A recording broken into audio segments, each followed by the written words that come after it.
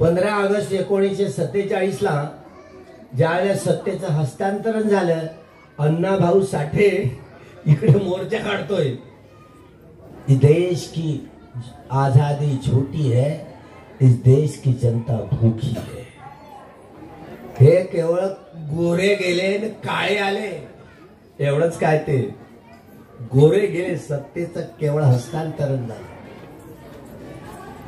दुसऱ्या महायुद्धानंतर अशी स्थिती राहिली नाही की प्रत्यक्ष वसाहतवादी जे साम्राज्यवादी लोक आहेत ते वेगवेगळ्या तिसऱ्या जगात प्रत्यक्ष आपले पोलीस आरमार त्यांचे अधिकारी ठेवण्याची शक्यता राहिलेली नाही। अमेरिकेने हिरोशिमा आणि नागासाकीवर बांबगोळे टाकले, अणुबाम हिरोशिमा नागासाकी जळाल्या, अमेरिका महाशक्ती म्हणून उजेडात आली। जागतिक बँक, आंतरराष्ट्रीय नाणेनिधी, आंतरराष्ट्रीय पैसे पुरवणाऱ्या वित्तीय संस्था उदयाला आल्या। साम्राज्यशाहीने शोषणाची नवी पद्धत उपस्थित केली, तिला नववसाहतवाद असं म्हटलं जातं। आजही 60% वर एकट्या अमेरिकेचं भांडवल जागतिक बँकेमध्ये गुंतवलेलं आहे। साम्राज्यशाही शक्ती। आता ही स्थिती राहिली नाही। दुसऱ्या महायुद्धानंतर सत्तेचं हस्तांतरण करत गेले, गोऱ्यांच्या हातून काळ्यांच्या हातात राज्य आलं। अर्थात इंटरिम जो पिरियड होता, पंडित नेहरू काँग्रेस हे सत्तेवर आले। सत्तेवर आल्यानंतर या देशाची घटना निर्माण करण्याचं काम होत गेलं। घटना संविधान समिती निर्माण करावी। आता घटना लिहिणार कोण ते एवढे विसंबून आहेत बरं का। स्वतः महात्मा गांधींनी जी टीम पाठवली, ज्यामध्ये प्रत्यक्ष पंडित नेहरू, पंडित मदन मोहन मालवीय, दादाभाई नौरोजी, राजेंद्र प्रसाद, वल्लभभाई पटेल ही सगळी मंडळी होती। ज्या वेळेला एलिझाबेथ राणींनी सगळ्या राज्यशास्त्रज्ञांना बोलवले की भारतामध्ये ही घटना लिहायची आहे, तेव्हा ही घटना लिहिण्यासाठी सगळ्या राज्यशास्त्रज्ञांना बोलवले। त्या राज्यशास्त्रज्ञांनी एका सुरात कळवलं, बॅरिस्टर B.R. आंबेडकर नावाचा असा माणूस आहे की ज्या सगळ्याच देशाच्या सगळ्याच घटनांचा खोलीमध्ये जाऊन अभ्यास करणारा कोण असेल या जगात आजच्या घडीला, बॅरिस्टर B.R. आंबेडकरच आहे। तुमच्या देशात आहे तर आमच्याकडे कशाला येतात? हा एक सूर उमटला त्यांच्यामध्ये, बघा एक सूर उमटला आणि एक दुसऱ्याच्या तोंडाकडे पाहू लागली। महाराज ना, त्यांच्याकडूनच करून घ्या ना। शेवटी वापस आले। महात्मा गांधींनी प्रोफेसर डॉक्टर नरसिंहराव त्यांना घटनेचं हे प्रारूप कसं राहील ते प्रारूप लिहिण्याची जबाबदारी गोल्ड मेडलिस्ट होत आहे प्रोफेसर नरसिंहराव डॉक्टर। तेव्हा त्यांना हे प्रारूप लिहायला दिलं आणि टिपिकल तो भांडवली देशातल्या डिग्र्या घेतल्या, त्यामुळे टिपिकल भांडवली हे प्रारूप त्यांनी काही दस्तावेज तो आले, गांधींनी तो बघितला। अर्थात गांधी हे जे टॉलस्टॉय रशियाचे जे समाजवादी चिंतक, त्यांचा प्रभाव गांधींवरती राहिलेला आहे। त्यामुळे समाजवाद हा शब्द महात्मा गांधींनी ऐकलेला, त्यामुळे समाजवादाची धारणा असावी असं गांधींचं मत। म्हणून आपण गांधीवादी समाजवादी असे शब्द प्रयोग ऐकायला आपल्याला मिळतात। अर्थात गांधी, पण ही कॅपिटलिस्ट ही टेंडन्सी आहे ना, लोकशाही ही तर मुळात सगळ्याच समाजवादी वाल्यांनीच आणि सगळ्याच भांडवली तत्वज्ञांनी लोकशाही ही निव्वळ भांडवली संकल्पना आहे असं सार्वमतानं म्हणायची। यामध्ये एकमेव फरक करणारा यामध्ये एक बोधिसत्व डॉक्टर बाबासाहेब आंबेडकर। डॉक्टर बाबासाहेब आंबेडकरांची ही थिंकिंग, जी विचारशक्ती, हे आपल्याला द सिम्बॉल ऑफ नॉलेज, हे साधं सुद्धा शौर्य नाही, भीमा कोरेगावच्या लढाईच्या पेक्षा पराक्रमाचं शौर्य आहे। भीमा कोरेगावची लढाई बाबासाहेब जिथे गेले आणि खर तर पानिपत पेशव्यांचं भीमा कोरेगावला झालं होतं. हे समतेची लढाई महार सैनिकांनी लगा तुझ्यासारखे 56 पाहिले रे. एका महार सैनिकाच्या वाट्याला 56 पेशव्यांचे सैनिक आले. म्हणून हे लगा तुझ्यासारखे 56 पाहिले रे म्हणतोय. ती ही म्हणच तिथून अस्तित्वात आली. हे खरं आहे. 750चे सैनिक बाकी इतरत्र होते, पण प्रत्यक्ष हजर मात्र तिथे महार सैनिकच होते. अर्थात या लढाईचं वर्णन केवळ बाबासाहेबांना समजलं की नाही. कदाचित बाबासाहेब राहिले नसते या लढाईचं वर्णन कोण केलं असतं. कुणाकडे हे दृष्टी असती. बाबासाहेबांचा दृष्टिकोन काय असायचा, त्याची विचारशक्ती काय असायची. 32 डिग्र्या घेतलेला माणूस. एक दोन साधे आहेत का बाबा? तुमचा कोणता स्वभाव आहे तुम्हाला माहिती आहे. तुम्ही आम्ही ते हिंदू असोत, बौद्ध असोत, जैन असोत, शीख असोत, यहुदी असोत, ईसाई असोत, मुस्लिम असोत, ब्राह्मण असोत, ब्राह्मण असोत, तर काळे गोरे या देशातले की त्या देशातले, या वंशाचे की त्या वंशाचे असू दे, कुठली असू दे, माणसांमध्ये भेदाभेद करता येतं का? नाही ना. हे करता येतं. आपण माणसं आहोत आणि माणसांमध्ये भेदाभेद करणं हे दार्शनिक दृष्टिकोनामध्ये जमतं का?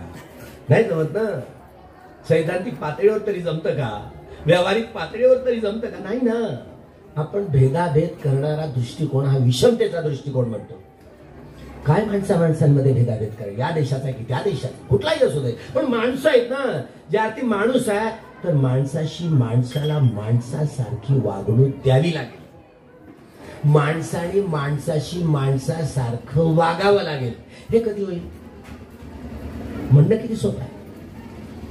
माणसाशी माणसाने माणसासारखं वागावं. आपली हानी होणार नाही, इतरांची हानी होणार नाही, आपलाही लाभ व्हावा, इतरांचाही लाभ व्हावा, असं आपलं आचरण व्यक्त होईल. तेव्हा ती व्यक्ती माणसासारखं वागली असं साबित होईल. तुम्ही आम्हाला नाही वागताय. बरं, तुम्ही 5 शिलाचं पालन तरी करताय का? उत्तर कधी कधी आहे ना. तुम्ही राहो की आम्ही राहो, बघा लय सांभाळून बोलतोय. आम्ही तरी 227 नियमांचं पालन करतो का? पण तुम्हाला वाटतं ना भिक्षूंनी 227 नियमांचं पालन करायला जावं? वाटत की नाही? आम्हाला वाटतं ना तुम्ही उपासक उपासिकांनी 5 शिलाचं पालन करायलाच हवं. करताय का? उत्तर आहे नाही. प्रयत्न करताय पालन करण्याचे, प्रयत्न करताय, आम्ही प्रयत्न करतो. पण ही परिपूर्णता, परिशुद्धता कुठे जाहीर होते, कशी व्यक्त होते? डॉक्टर बाबासाहेब आंबेडकरांना बुद्ध धम्म समजण्यासाठी, बुद्धाचा सैद्धांतिक आणि व्यावहारिक पक्ष समजण्यासाठी 35 वर्ष लागली. 1-2 वर्षात नाही, 35 वर्ष लागली. बुद्धाचा धम्म, बुद्ध धम्म म्हणजे क्रांती. बा कार्ल मार्क्सला ही स्पष्टता नाही. समग्र परिवर्तन, सामाजिक, आर्थिक, राजकीय, सांस्कृतिक सगळ्या गोष्टीचं परिवर्तन म्हणजे क्रांती, मार्क्स असा म्हणतो. लेनिन त्याच्यावर असा ही भक्कम भूमिका मांडतो. माओ तर आतलं बाहेरचं, इंटरनल एक्सटर्नल सगळ्याच प्रकारची समता प्रस्थापित करण्याचा हा संपूर्ण मोर्चात उघडतो. तरी मात्र ही फिकी आहे क्रांतीची व्याख्या. बाबासाहेब काय करतात? बुद्ध धम्म म्हणजे क्रांती, बुद्धाचा हा सद्धम्म म्हणजे क्रांती, ब्राह्मणवाद प्रतिक्रांती. हे शब्द आहे ना केवळ आणि केवळ डॉक्टर बाबासाहेब आंबेडकरांनाच कोरता आले. दुसऱ्या व्यक्तीला नाही. दुसऱ्या व्यक्तीच्या चित्तात हे उत्पन्न झालं नाही. का बरं? बुद्ध धम्म म्हणजे ही परफेक्शन आहे.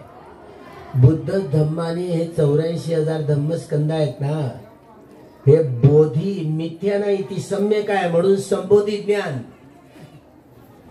तुमचा दृष्टिकोन, तुम्ही जेव्हा आचरण करता, वर्तन करताय, तुमचा दृष्टिकोन काय असतो? 390 प्रकारचे स्वभाव असतात. पुग्गल पंयत्ती हा ग्रंथ अभिधम्मामध्ये तुम्ही आम्ही सगळे रागमूलक, देशमूलक, मोहमूलक, बुद्धिमूलक, भयमूलक, वितर्कमूलक स्वभावाची माणसं. आपला स्वभाव आपल्या विचारशक्तीतनं हा स्पष्ट होतो.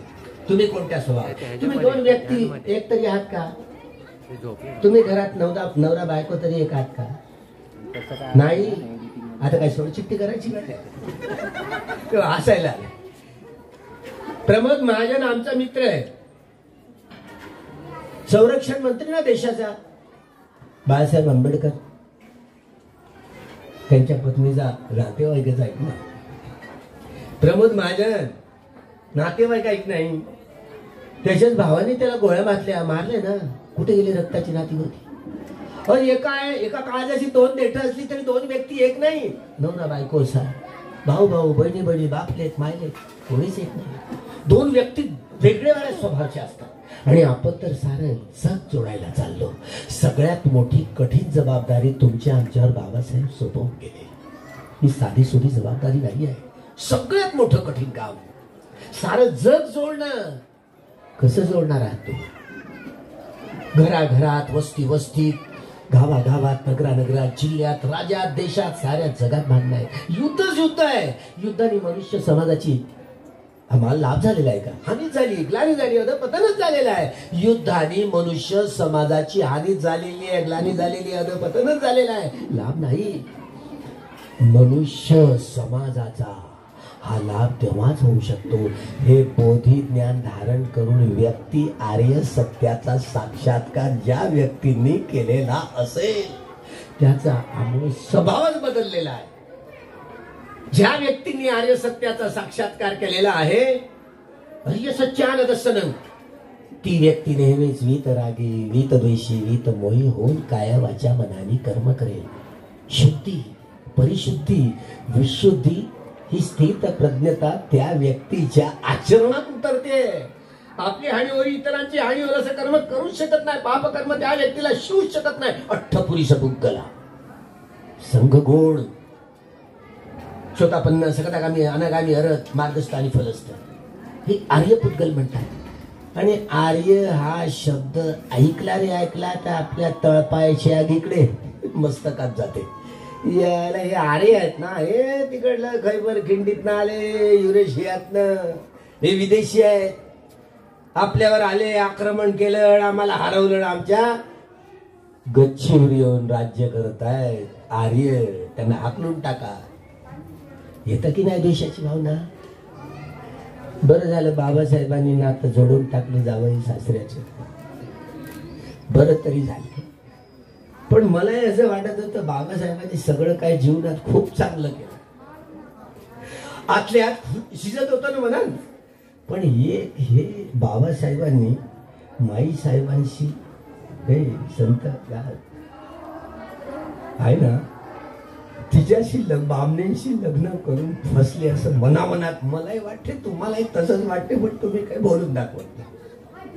हा फरक आहे. तुम्ही मावशीच मानताय का? रमाईला जे आईचं स्थान देताय तसं देताय का तिला? नाही हो, नाही. आता मी तसं तुमच्यासारखाच ना. माई साहेब आंबेडकरांनी बाबा स्लो पायजन देऊन मारले आमच्या बाबासाहेबाला. हा समज बनवला की नाही आपण? बनवला. आता पुस्तक निघाले, आम्ही विश्वास ठेवला की नाही?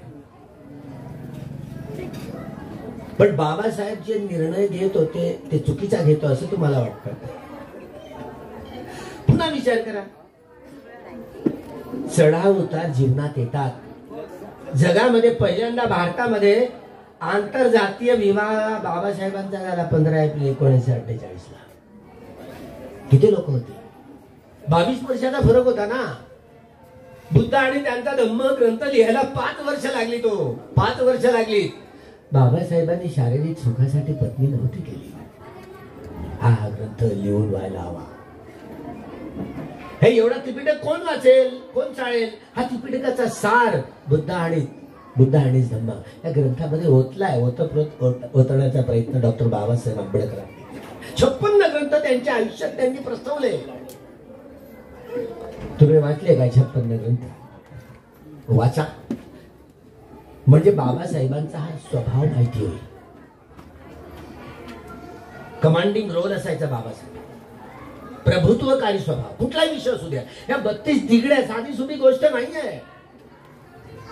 कमांडिंग प्रभुत्वकारी स्वभाव, कुठलाही विषय आला तरी त्याचा निष्कर्ष हा कुठल्याही व्यक्तीला घ्यावाच लागेल एवढं मजबूर करणारा हा स्वभाव होता, प्रभुत्वकारी स्वभाव, कमांडिंग नेचर. तुमचा कोणता स्वभाव आहे? माझा कोणता स्वभाव आहे माहिती आहे? माझा स्वभाव आहे बुद्धिमूलक स्वभाव. मी बुद्धीच्या कसरतीवर तोलून पाहतोय. माझ्या बुद्धीला पटलं तर ती मान्य करेल, आणि माझ्या बुद्धीला पटलं, बुद्धाने लिहिलं असेल किंवा बाबासाहेबांनी लिहिले असेल तरी मी मान्य करत नव्हतो. बघा माझा म्हणजे आता दुसऱ्याचं काय बोलायचं, टीका केल्यासारखी निंदा केल्यासारखी होते. मी माझीच निंदा केली काय बिघडलं? मी दगडच होतो. भगवान बुद्धांना तुम्ही हात तरी जोडता. मूर्ती मी काय समजा मूर्ती बुद्ध आहे का? मूर्तीला कशाला असे हात तरी जोडायचे? काय काम पडतं हात जोडून? कुणाला शरद जायची? हे मी काय शरद? बुद्धालाही जात नाही, धम्मालाही जात नाही, संघाला नाही जात. पहा केवढा भौतिकवादी होतो. मूर्ती समजत नव्हतो. असतील घेऊन गेले असतील बुद्ध, तर मूर्तीची पूजा करून मी काय करणार आहे? बाबासाहेबांचा मूर्ती भंजकाचा पिंड होता बरं. लहानपणी रामजी सकपाळा बरोबर सुटीचा दिवस करामुळी पकडून गेलो बाजारात. भीमा नावाचं पोर. अरे बाबा सुट्टी आहे ना आज, चाललंय बाजारात. गणपतीची एवढी मूर्ती घेतली रामजी सकपाळ. भीमा नावाचा हा लहानसा बालक काय म्हणतो माहिती? बाबा असाही माणूस जन्म घेतो का? ए गपरे, उगीच काय कुठेही विचारतो मला. निरुत्तर करून टाकायचं ना लहानसं बाळ, निरुत्तर करून टाकायचं. हे घरी जा, नंतर बोल काय बोलायचं ते. घरी गेल्यावर बरोबर बाबा आता घरी आलो ना, असाही माणूस जन्म घेतो का ज्याला हत्तीचं सोंड आहे आणि माणसाचं धड आहे? तुला कथा नाही सांगितली माहिती नाही का? म्हणे हा माहिती तर आहे, पण आता बुद्धी असेल की नाही मला नाही माहिती. पण पार्वतीने गणपतीने मळाचा केला. गणपती कसला मळ वापरला मला नाही माहिती. पहा भीमराव त्याची बुद्धी बघा ना, कसला मळ होता मला नाही माहिती, पण मळाचा गणपती बनवला. त्याच्या जीव ओतला, कुठून ओतला, कसा ओतला मला नाही माहिती, पण त्याच्या जीव ओतला, त्याच्या हातात कुऱ्हाड दिली. ए बाळा मी आंघोळ करते, तू दरवाजा कुणाला येऊ द्यायचं नाही. आणि तिथून अचानक शंकर भगवानच रस्त्यावर एकदम दारावर आले. हे महाराज माझी आतमध्ये आंघोळ करते आहे, आतमध्ये जायचं नाही. माझंच घरनं मला अडवतं का? आणि त्याला माहिती नाही का? ओ बाबा हे कसं एक दुसऱ्याला बापले का त्यांना ओळख नाही? हे कशी बुद्धी आहे? मला का बरं सांगितलं नाही सगळ्या कथा? आणि हे बघा एवढा त्याचा राग अनावर झाला. माझी आंघोळ करताय सांगितलं नाही एकदा, महाराज तुम्ही आत जायचं नाही, दरवाजाला हात नाही लावायचा, नाही लावायचा म्हणतो ना. आणि एकदम दरवाजाकडे गेले शंकर भगवान, आणि बस दरवाजाकडे जसे जातात, हे महाराज थांबा. हे तुम्हाला थांबा एकदा म्हटलं ना थांबत नाही का? उचलला ना आपटला ना जाम. तो एवढा क्रोध आला. तो एवढा असा कसा क्रोध आला? हा लहानसा बाळा भिवा म्हणताय तेव्हा असा कसा क्रोध आलाय? त्याला उचललं, त्याला सुधारलं नाही, त्याने त्रिशूळ काढलं ना, त्या त्रिशूळाने मुंडकच उडवून टाकलं. एवढा दम असता, पावर असता तर ते तुटलेलं मुंडकं जुळवलं नसतं का? जशी बाहेर आली पार्वती म्हणायला लागली, अहो महाराज तुम्ही काय केलंय? हे माझं बाळ आहे. तुम्हाला समजलं नाही का? कसं आहे बाबा, हे एकदा मेलेला माणूस ते मुंडकं, अरे ते मुंडकं जुळलं तर आता हे जुळवता येत नाही. तर ते आता जन्म घेणारा जे हत्तीचं पिल आहे तिथे हात त्रिशूळ गेला, तिथे पाठवलं, एका बरोबर दोघांची हत्या. ते मुंडकं आलं आणि इथे जुळवलं. ही कथा आहे ना, वाचली ना तुम्ही? तर असंही बाळ असतं का हो? म्हणजे सांगण्यात बाबासाहेब लहानपणातली बुद्धी, विचार बघा, विचार कसा करतायत ते. खरंच रामजी सकपाळच्या डोळ्यात आसव या बाळाचं मी काय करू नये एवढी तल्लक बुद्धीचा. त्याचा बुद्ध्यांक मोजलाय का तुम्ही? तुमच्या माहितीप्रमाणे बाबासाहेब आंबेडकरांचा बुद्ध्यांक मोजलाय का? मोजण्याचा प्रयत्न केलाय आणि ते सिम्बॉल ऑफ नॉलेज, ज्ञानाचा या युगातला ते अर्क आहे. त्यांच्या एवढा बुद्ध्यांक कुठल्याच व्यक्तीचा नाहीये, हे सिद्ध झालं. चौथ्या नेपाळच्या परिषदेमध्ये बुद्ध धम्मातली अहिंसा या विषयावर ते तयारी करून गेले, या विषयावर ते बोलणार होते. पण भिक्खू संघ पिवळा धोका आणि मार्क्स मुक्तिदाता अशा युवक लोकांमध्ये, देशाविदेशातल्या बुद्धिस्ट लोकांमध्ये ही भावना होती युवकांमध्ये. म्हणून बाबासाहेब आंबेडकरांना बुद्ध आणि मार्क्स याच विषयावर आपण तुम्ही बोला असं सांगितलं गेलं. अर्थात मार्क्सने जी पुस्तकं चाळली होती ती देखील बाबासाहेब आंबेडकरांनी सगळीच पुस्तकं चाळलेली, ग्रंथ चाळले, जे रेफर केलेलं आहे. त्या आधारावर मार्क्स आणि बुद्ध यामध्ये काय फरक आहे हे समजावून देताना बाबासाहेब म्हणतात, कार्ल मार्क्सची दृष्टी हा समाजाचा इतिहास, वर्ग संघर्षाचा इतिहास आहे. या प्रकृतीचा जो समज आहे तो वैज्ञानिक समज आहे. बघा, कार्ल मार्क्सचा जो समज आहे या प्रकृतीविषयी, निसर्गाविषयी, तो वैज्ञानिक समज आहे. निरीश्वरवादी समज आहे, तो वैज्ञानिक समज आहे. वस्तू आहे, मॅटर आहे. वस्तूंमधील अंतर्गत अंतर्विरोध त्या वस्तूच्या विकासाला वा भकासाला कारणीभूत ठरतात. डायलेक्टिकल मटेरियलिझम, वस्तूतले परस्पर संबंध परस्पर पूरक, परस्पर विरोधक आणि परस्पर छेदक असतात. डायलेक्टिकल मटेरियलिझम, द्वंद्वात्मक भौतिकवाद ही मूळ सिद्धांताची ही आधार रेखा. हिस्टॉरिकल मटेरियलिझम, ऐतिहासिक भौतिकवाद, प्राचीन मानव समाज जो मूळ गणव्यवस्थेमध्ये राहणारा, गणव्यवस्थेचं विभाजन होऊन गुलाम आणि मालकांचा वर्ग, मध्ययुगीन कालखंडात सरंजामदार आणि भूतासांचा वर्ग, ही आधुनिक कालखंडात जिथे औद्योगिक क्रांती झाल्यानंतर कामगारांचा आणि भांडवलदारांचा वर्ग, अशा वर्ग संघर्षाच्या इतिहासाची परंपरा राहिलेली आहे असं मार्क्स कथन होतं. भांडवलशाहीमध्ये कामगार हा 4 तास आपल्यासाठी काम करतोय आणि 4 तास भांडवलदारांसाठी काम करतोय. अतिरिक्त मूल्य, सरप्लस व्हॅल्यू, अतिरिक्त मूल्य सिद्धांत प्रसवला. आणि सायंटिफिक सोशलिझम म्हणजे वैज्ञानिक समाजवादाची धारणा. सायंटिफिक सोशलिझम म्हणजे जेव्हा मग कम्युनिस्ट लोक सत्तेवर येतील तेव्हा साऱ्या जमिनीचं, साऱ्या उद्योगांचं रसीकरण करून सगळ्या लोकांच्या अन्न, वस्त्र, निवारा, शिक्षण आणि आरोग्याच्या सगळ्या भौतिक गरजांची पूर्तता राज्य करेल. भौतिक जीवन त्यांची सजावट. माणूस हा भौतिक प्राणी आहे हा समजच मुळी एकांगी समज आहे असं डॉक्टर बाबासाहेब आंबेडकरांचं म्हणणं. एकांगी समज आहे, केवळ भौतिक प्राणी नाहीये, त्याच्याकडे मन आहे. मन, तुमच्याकडे मन आहे का मोठघरे साहेब? तुमच्याकडे मन आहे का? कुठं राहत? फक्त शरीरात राहत, शरीराच्या बाहेर पण जात ना. आता एका क्षणात अमेरिकेत जाऊन येतं की नाही? किती चंचल आहे. चिंते ती आलंबने चिंते ती चित्तंग, जे सातत्यानं चिंतन मनन करत राहतं, बिना पगारी आहे. तुम्ही झोपून गेलं तरी मन चिंतन मनन करणं थांबवत नाही. कुठल्याही व्यक्तीवर, वस्तूवर, स्थितीवर, रंगावर, रूपावर, आकृतीवर त्याचं कामच चिंतन मनन करणं. भूतकाळामध्ये, भविष्य काळामध्ये असं झालं होतं, तसं झालं होतं, असं करेन, अमकं करेन, इचकं करेन, अलानं करेन, फलानं करेन. एक विषय संपला की दुसरा येतो, दुसरा संपला की तिसरा. अरे अंत नसतो. तुम्ही मेल्यावर देखील हे मन चिंतन मनन करणं थांबवत नाही. तुम्ही कधी मेले का? मरण्याचा अनुभव केलाय का? केलाय का? तेव्हा मरण्याचा अनुभव केलाय का?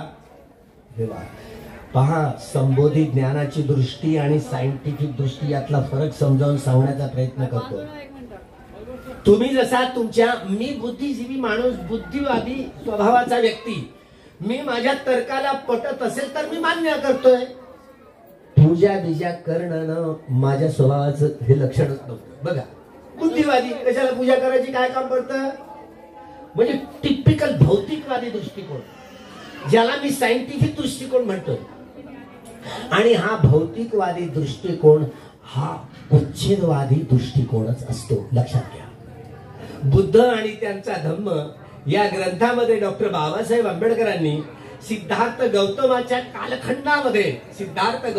कालखंडामध्ये जे 62 प्रकारचे संप्रदाय होते, 62 प्रकारच्या संप्रदायांचे वेगवेगळे आचार्य होते. त्या आचार्यांच्या वेगवेगळ्या प्रकृतीच्या विषयी वेगवेगळ्या समजा होत्या, वेगवेगळ्या धारणा होत्या. काही शाश्वततावादी होते, काही उच्छेदवादी होते. शाश्वततावाद्यांचं म्हणणं काय होतं, ही प्रकृती, हा निसर्ग कुठला तरी ईश्वर आहे, परमेश्वर आहे, आत्मा आहे, परमात्मा आहे, त्यांनी रचवली, त्यांनी रचिलेली आहे. ती ईश्वर, परमेश्वर, आत्मा, परमात्मा बुद्धांना काही गवसले नाही, सम्यक संबुद्धांना काही गवसले नाही. ईश्वर, परमेश्वर, आत्मा, परमात्मा या मानवी मनातील निव्वळ कोऱ्या कल्पना आहेत, तथ्य नाही आहे. भगवान बुद्धांचा सद्धम्म, अंधभक्ती, अंधश्रद्धा, कर्मकांड किंवा काल्पनिकतेला अजिबात स्थान नाही.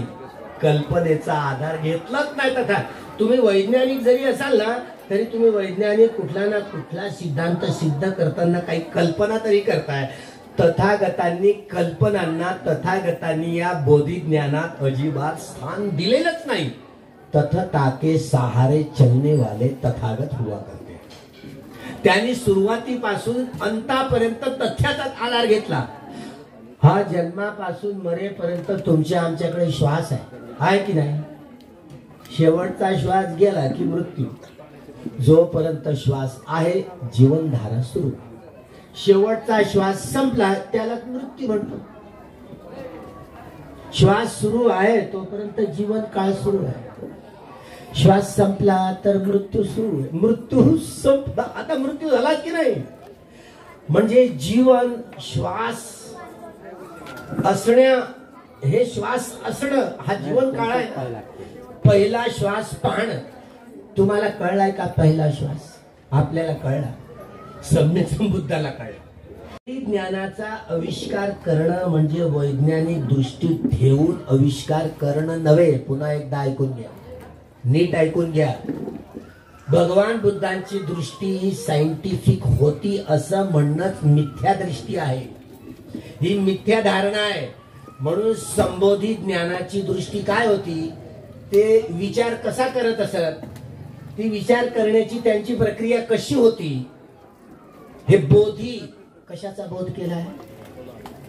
ज्ञानाचा बोध केलाय. कोणतं ध्यान, कोणतं ज्ञान, कोणतं ध्यान, कसं ध्यान, का ध्यान, ही बोधी सम्यक होती. म्हणून संबोधी ज्ञान असं म्हटलेलं आहे.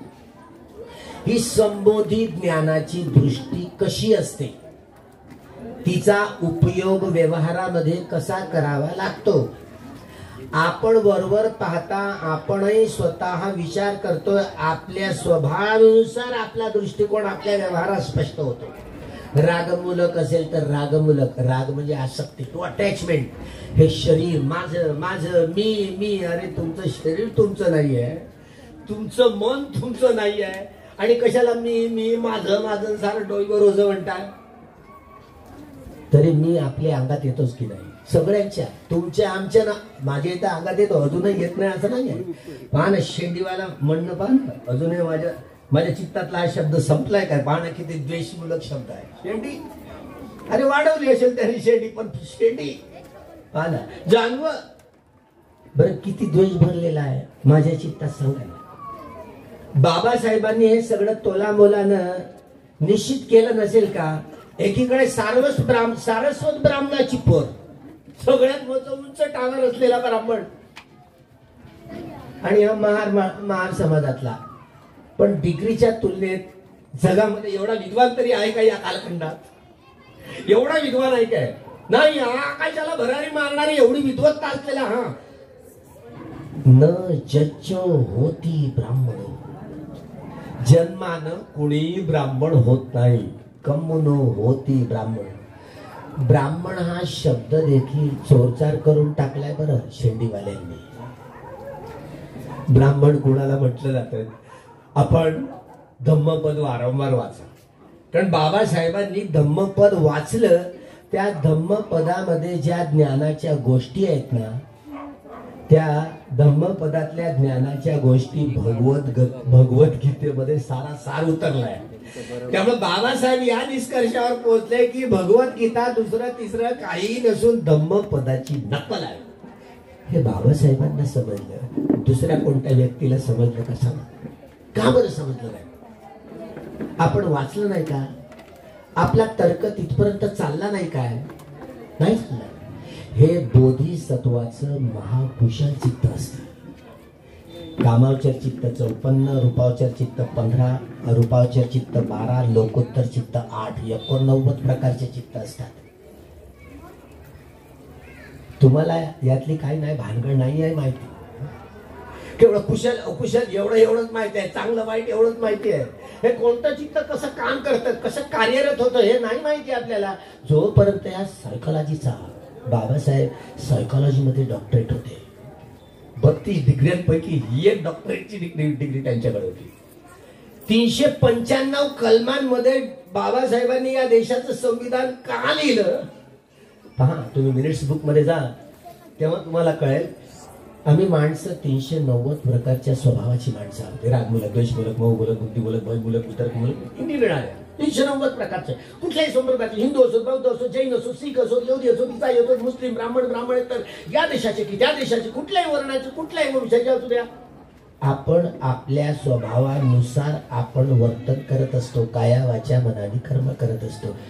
हे शब्द कठीण आहे, जरा गांभीर्याने ऐका, कारण अभिधम्म आहे. ज्यामध्ये आपण आपल्या स्वभावाचे बळी असतो. म्हणून तू हमरी तुमरीवर उठतो. दोनही नवरा बायको एक नाही. थोडं मनाविरुद्ध झाले तर पोरा बारा मिळून बोलताय. असं करून टाक रे, तसं करून टाक. होत आहेत काय झगडे असे, रेटारेटी होते. दोन व्यक्ती जगात एक नाही. आणि प्रत्येक जगातल्या कुठल्याही व्यक्तीला वाटत असतं की मला माझ्या जीवनात सुखानं, शांतीनं, समाधानानं जीवन यापन करता येईल. कुणाला नाही वाटत? प्रत्येक जगातल्या प्रत्येक व्यक्तीला वाटत असतं. पण शुद्ध चित्ताने, परिशुद्ध चित्ताने, विशुद्ध चित्ताने आपल्याला कर्मच करता आलं नाही तर शुद्ध असा परिणाम येईल का? Pure mind. याला निर्वेद ज्ञान म्हणतात, विपश्यना ज्ञान म्हणतात. विपश्यना शब्द तर मोडगरे सरांनी ऐकलाय ना? तुम्ही किती शिबिर केले सर? तेव्हा हा 0-12 का 7-12चा खसरा नाही आहे अजून. 0-12चा खसरा आहे. सिद्धार्थ गौतम ज्या पिंपळाच्या वृक्षाखाली बसले, नेमकं केलं काय?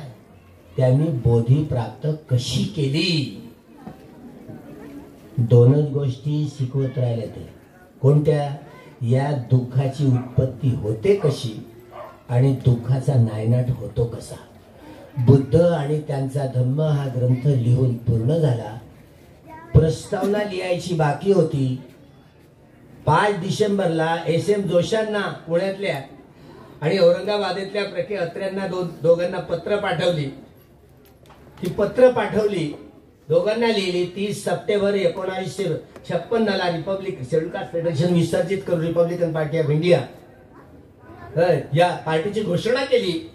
घटना लिहून पण ती पूर्ण झाली. 2 पत्र पाठवली. काँग्रेस साम्राज्यशाही, भांडवलशाही, ब्राह्मणशाहीचं प्रतिनिधित्व करणारी आहे.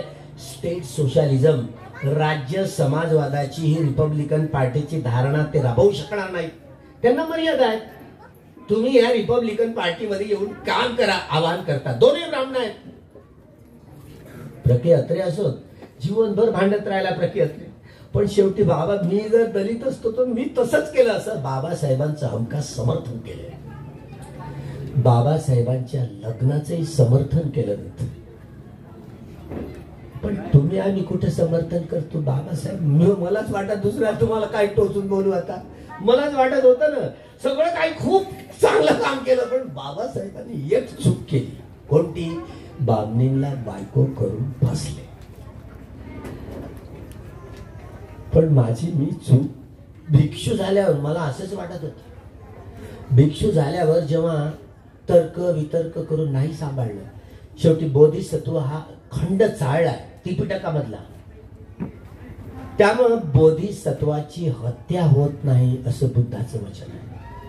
पुस्तिका तर बाहेर आल्या. माईच्या तोंडावर बोललो होता, माई तू आमच्या बाबासाहेबाला ना स्लो पॉयझन देऊन मारलीस. ती तर गपच होती, तिच्या डोळ्यात आसू आहे. रडून बळून खरं करणं आम्हाला माहिती. जय भारत. आता तरुण पण असल्या तर आमचा तो असा दृष्टिकोन राहिलच. पण काय कराल, आम्ही आमच्या स्वभावाचे बळी. पण बुद्धाचं वचन खोटं असेल काय? बुद्ध म्हणतात बोधिसत्वाची हत्या होत नाही. आता मी कसा पाहू, मी कसा गाऊ, मी कसा ओळखू? तर बाबासाहेबांनी निर्णय घेतला तो चुकीचा घेतला असेल काय? बाबासाहेबांच्या म्हणजे त्याने चूक, त्याची चूक काढतोय असं येत नाही का? मी आपले कानाला हात लावला, बाबासाहेब तुमच्या चुका काढणं म्हणजे साधी गोष्ट नाही आहे.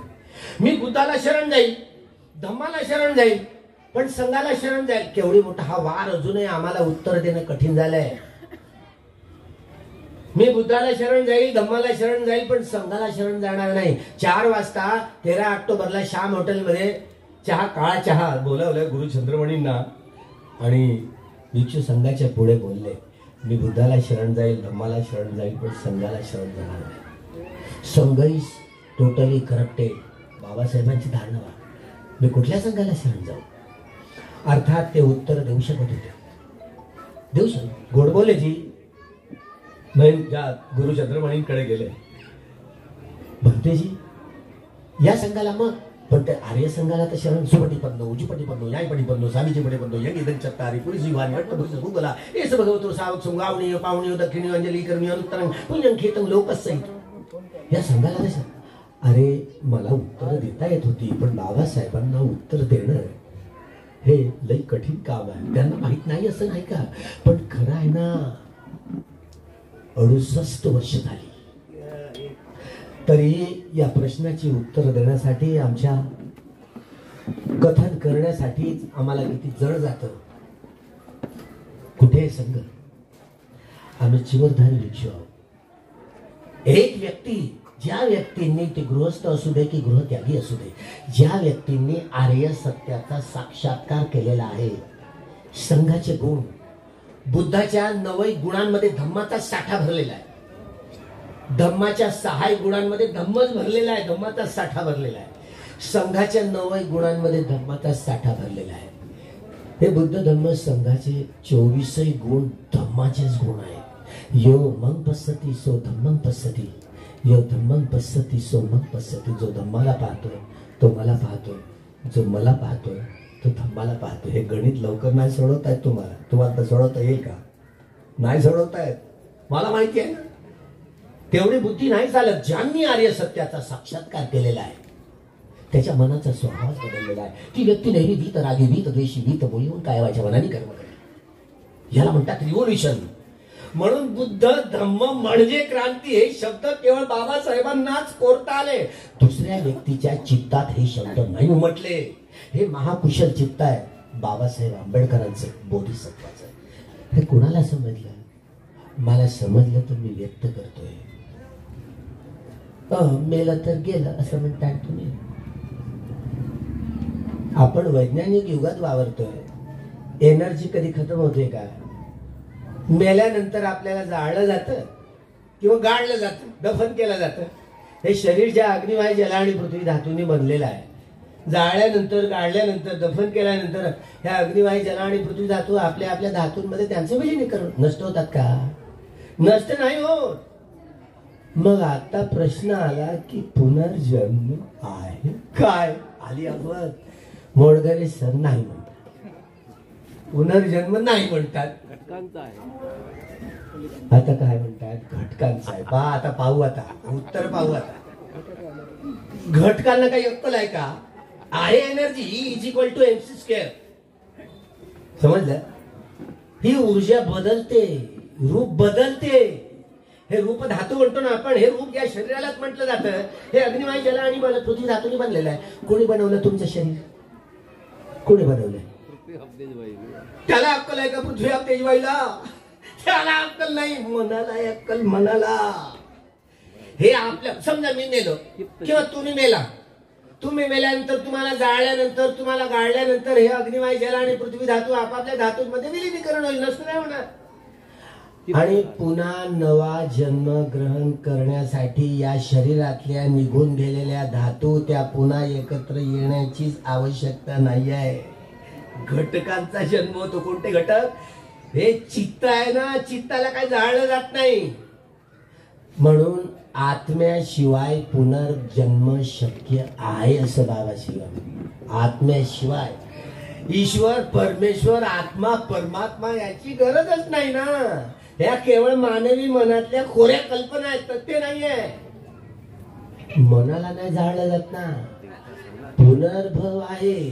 आपण कोळीचं उदाहरण दिलं ना, आज तुम्ही मेले तरी तुमची पिढी आहे, मुलं बाळ. जसं आंब्याची कोय लावली, आंब्याचा मोठा वृक्ष बहरतो, तुमची येणारी पिढी हा या कोळीचा पुनर्भव नाही आहे का? हा पुनर्जन्म नाही या अर्थानं. पण याचा अर्थ असा नाही बाबासाहेब आता मेले, मरण पावले 6 डिसेंबरला, तर त्यांचा पुनर्जन्म झाला असेल काय? तर तुम्हाला काय वाटतं? हो म्हणणार की नाही म्हणणार? मला नाही समजत. तुम्हाला काय वाटतं? मला नाही समजत. कोणाला समजते? ज्यांनी अर्हत्व प्राप्त केलेले असेल, 6 प्रकारच्या अभिज्ञा प्राप्त केलेल्या असतात, त्यांच्याकडे टावर असतो. बाबासाहेबांचा फोन नंबर देऊ काय तुम्हाला? आपण किती हलो हलो म्हणू ना, तरी आपण कव्हरेजच्या बाहेर आहोत. कव्हरेज मध्ये कोण आहे? ज्यांनी अर्हत्व प्राप्त केले असतं, अभिज्ञा प्राप्त असतात, पुब्बे निवासानुसतीचं ज्ञान असतं. ज्यांनी अर्हत्व प्राप्त केल्यानंतर दिव्य चक्षु, दिव्य शोध, परचित्त ज्ञानी, पुब्बे निवासानुसतीचं ज्ञान, इत्तिपात आणि आश्रवक्षय या 6 प्रकारच्या अभिज्ञा प्राप्त केलेल्या असतात. 5 वाजले नाही ना? 5 वाजता निघायचा वेळ आहे. आठवण करून. माईक मी सोडत नाही ना, माईक सोडण्याची सवय नाहीये. हुकुमशाह बनतो. त्यामुळे हा अभिधम्म आहे. तुम्ही ऐकतच राहा 5 वाजेपर्यंत. ही स्थिती कसली स्थिती? ही जीवन कालखंडातली स्थिती. बाबासाहेबांनी जन्म घेतला. कोणी दिला? कोणी दिला? भीमाईनेच दिला की नाही? भीमाईनेच दिला की नाही? तुम्हाला जन्म तुमच्या आईने दिला की नाही? की वडिलांनी? आई वडील जबाबदार आहेत की नाही? आई वडिलांनीच दिला, हे खरं आहे. तरी मलाही विचारलं कोणी जन्म दिला, तर आईचंच नाव घेईल. कारण आई 9 महिने 9 दिवस पोटात आपल्याला ठेवते. म्हणजे जन्म ग्रहण करण्याची ही जी प्रक्रिया म्हणलात ना, तथागत म्हणतात जन्म ग्रहण करणाऱ्या चित्ताला पटिसंधी चित्त म्हणतात.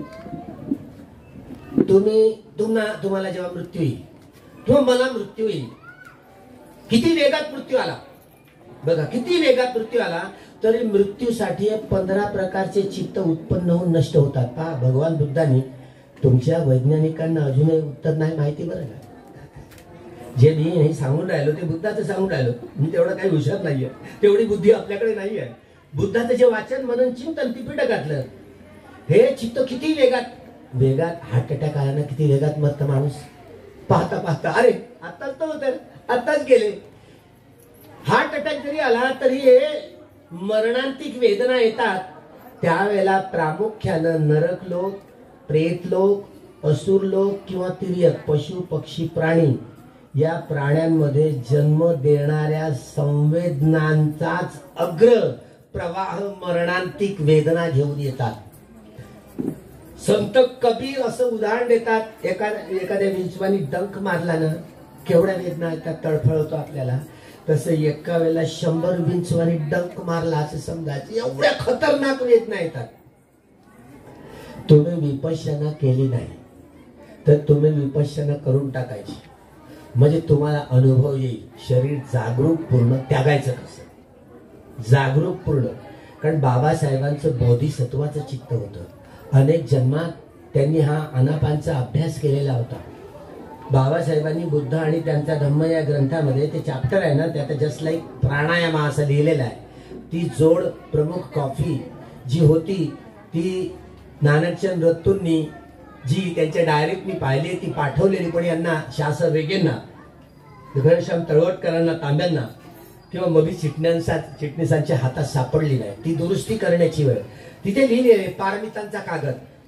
कारण करुणा ही पारमिता नाही आहे.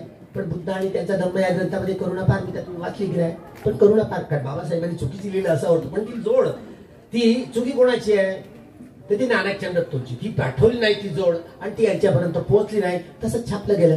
मला ती दुरुस्त करावी लागेल सरकारला, तुम्हाला सगळं विचारात घेऊन, कारण ती जोड आहे ती अजूनही डायरीत आहे सुरक्षित.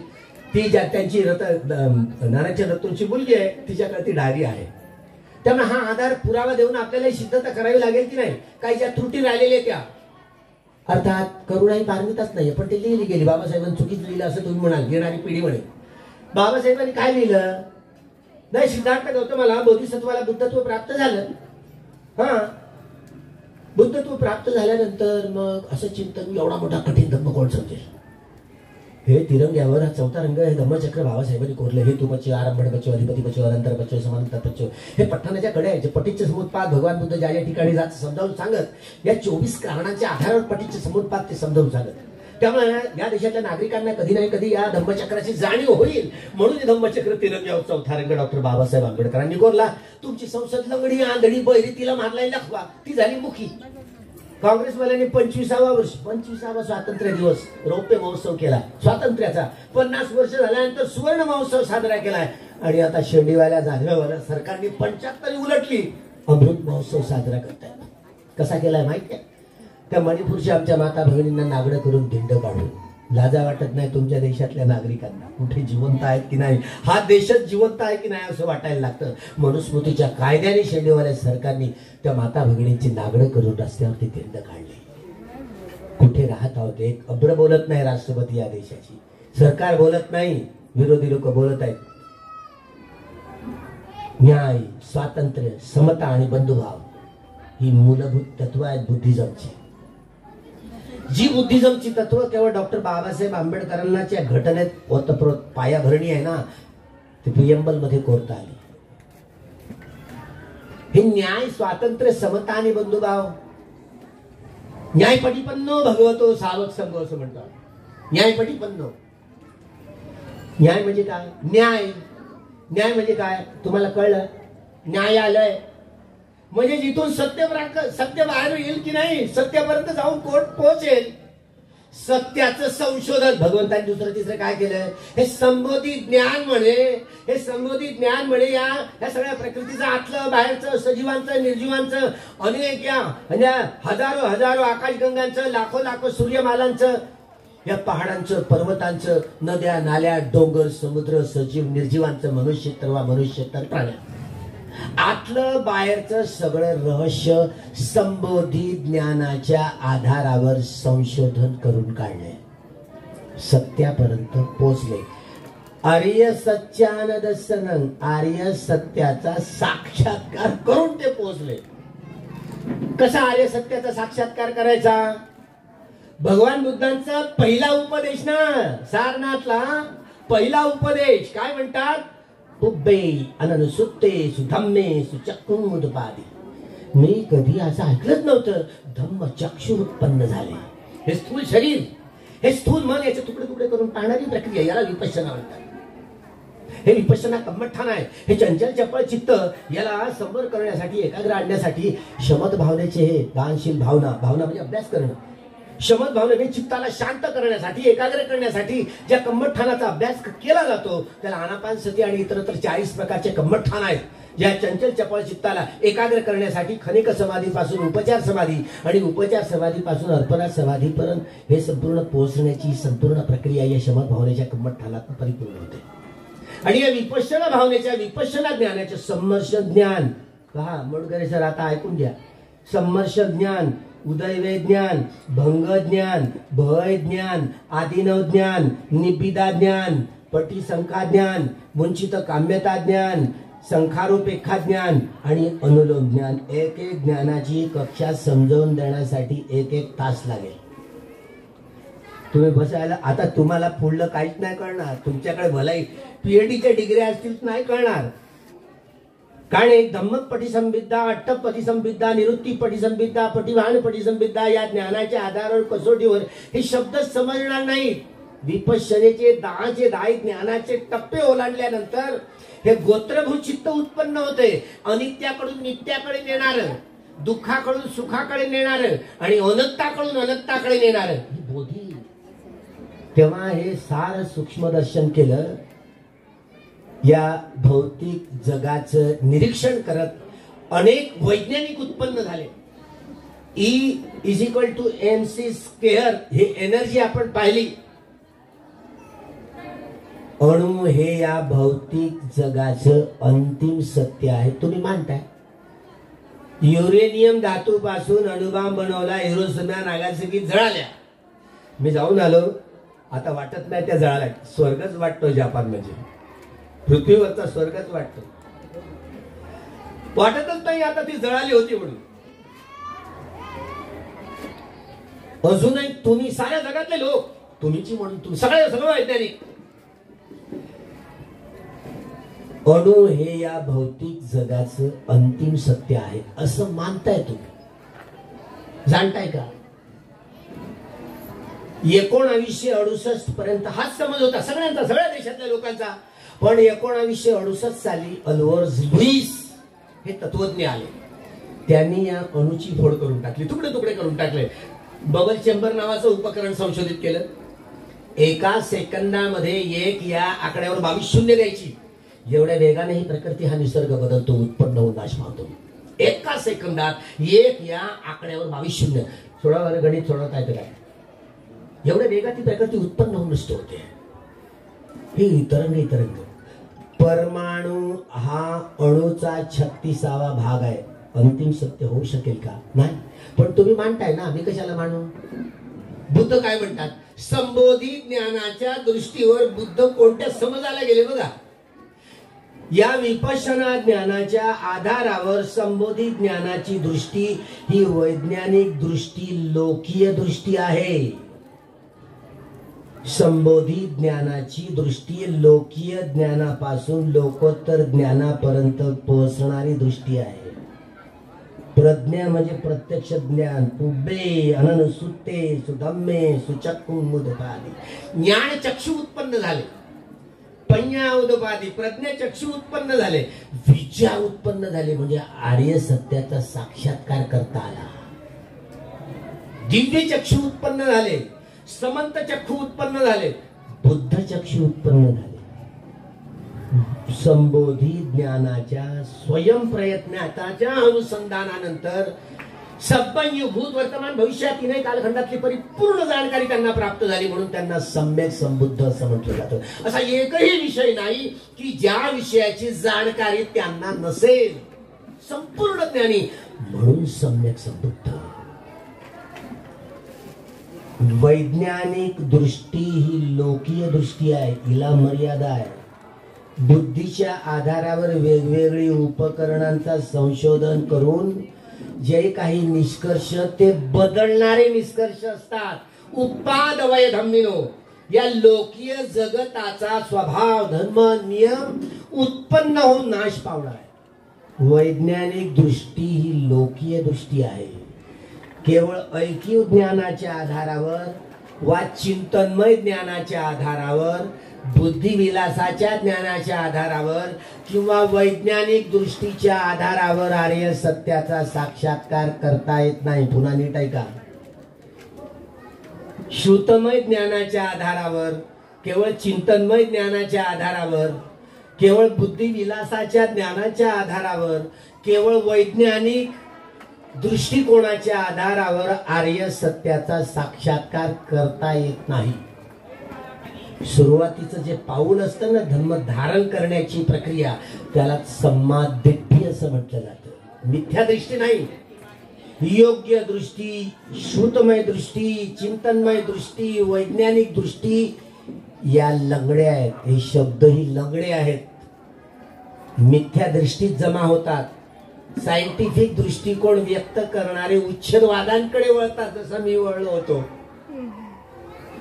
या जगात ईश्वर नाही, परमेश्वर नाही, आत्मा नाही, परमात्मा नाही, पुण्य नाही, पाप नाही, आई वडील नाही, काहीच नाही. भौतिक प्राणी, पूजा नाही, काही नाही. पूजा म्हणजे काय समजलं काय तुम्हाला? पूजा करणं म्हणजे पूजाचं पूजनीयानं मंगलम उत्तमं. पूजा म्हणजे सत्कार. सत्कार कसा करावा लागतो? इमाय धम्मानुधम्म पटिपत्थिया बुद्धं पूजेमी, धम्मं पूजेमी, संघं पूजेमी. पहा, असली पूजा ही असते. कोणती? भगवान बुद्धांनी जो पटिपद, जो मार्ग सांगितलेला आहे, मज्जिमा पटिपदा, त्या मार्गावर चालणं म्हणजे तो खरा सत्कार आहे. हा सद्धम्म धारण करणं ही खरी बुद्ध धम्म संघाची पूजा आहे, कर्मकांड नव्हे. बघा, संबोधी ज्ञानाची दृष्टी आपण आकलन करता यायला हवी. हे संबोधी ज्ञान धारण करणं म्हणजे योग्य ज्ञान, ऐकीव ज्ञान, चिंतनमय ज्ञान, सायंटिफिक दृष्टी हे नव्हे. या साऱ्या बाधा आहेत.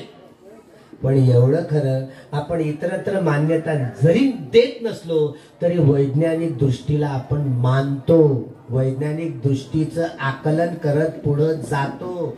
हा आपल्या बुद्धिवादी मनाचा स्वभाव असतो. पण ही उच्छेदवादी डॉक्टर यशवंत मनोहर, डॉक्टर बाबासाहेब आंबेडकरांनी विपश्यना का नाकारली?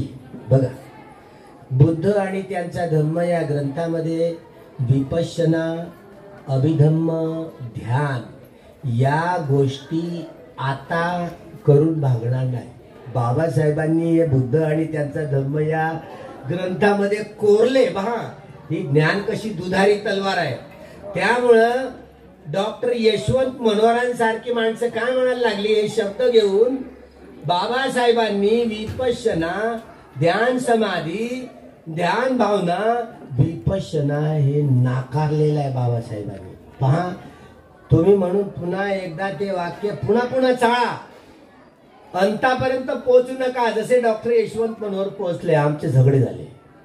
झगडे म्हणजे हातापायीवर नाही, चंद्रपूरच्या दीक्षाभूमी. म्हणजे विपश्यना हा मूळ पाली शब्द आहे. विपश्यना हे ज्या कम्मठाण आहे, प्रज्ञा म्हणजेच विपश्यना आहे. पස්සना म्हणजे पाहणे, विशेषेन पश्यति इति पස්සना म्हणजे व्याख्या केलेली आहे.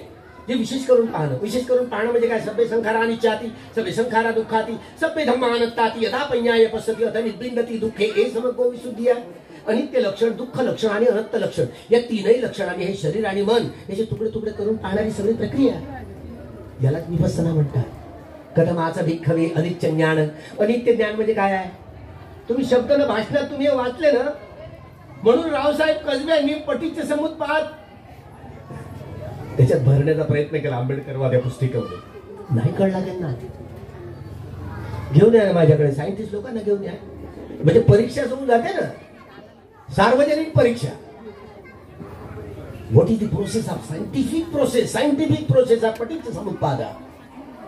ती विशद करून दाखवेल ना. अनिच्छा बदसंखारा उत्पाद अविद्या पच्चया संखारा संखारा पच्चया विज्ञान विज्ञान पच्चया नामरूपं इत्यादी इत्यादी 24 कड्यांची सोडवणूक तुम्ही ती नाही करता आलेली रावसाहेब कसब्यांना. पटीचे समुत्पाद एक शोतापत्ती फळाला पोचलेली व्यक्ती भिक्षू आनंद आहे. भिक्षू आनंदाला भगवंत म्हणतात. आनंदा, तुला पटीचे समुत्पाद कळलेला आहे का? ती शोतापत्ती फळाला पोचलेली. तिला, त्या व्यक्तीला त्रिपिटक मौखिक मुखत्यात आहे. हो, कधी त्याला विचारा सांगणारच ती व्यक्ती. आनंद एवढा हुशार, कम्प्युटर आहे बुद्धाचं, तरी कम्प्युटर आहे ते. हे आनंदा असं म्हणू नकोस, ती केवळ शोतापत्ती फळाला पोहोचलेली व्यक्ती आहे. हे मर्म, पटीच्या समुत्पादाचं मर्म समजावून सांगण्याची ताकद ज्या सारीपुत्तामध्ये होती ती कुणामध्ये नव्हती. भगवान बुद्धांच्या नंतर सगळ्यात मोठी हुशार व्यक्ती या प्रकृतीमध्ये असेल त्याचं नाव सारीपुत्त. ते धम्मचक्क अनुप्रवर्तन करू शकत असत केवळ, आणि ते केवळ ते, दुसरी व्यक्ती नाही. तुम्हाला ना आता आम्हालाही सवय झाली आणि तुम्हालाही सवय झाली. 14 ऑक्टोबर 1956 डॉक्टर बाबासाहेब आंबेडकरांनी धम्मचक्क प्रवर्तन केलं असं तुम्ही म्हणता. शब्द ती पुस्तकातनं सापडलाय ना.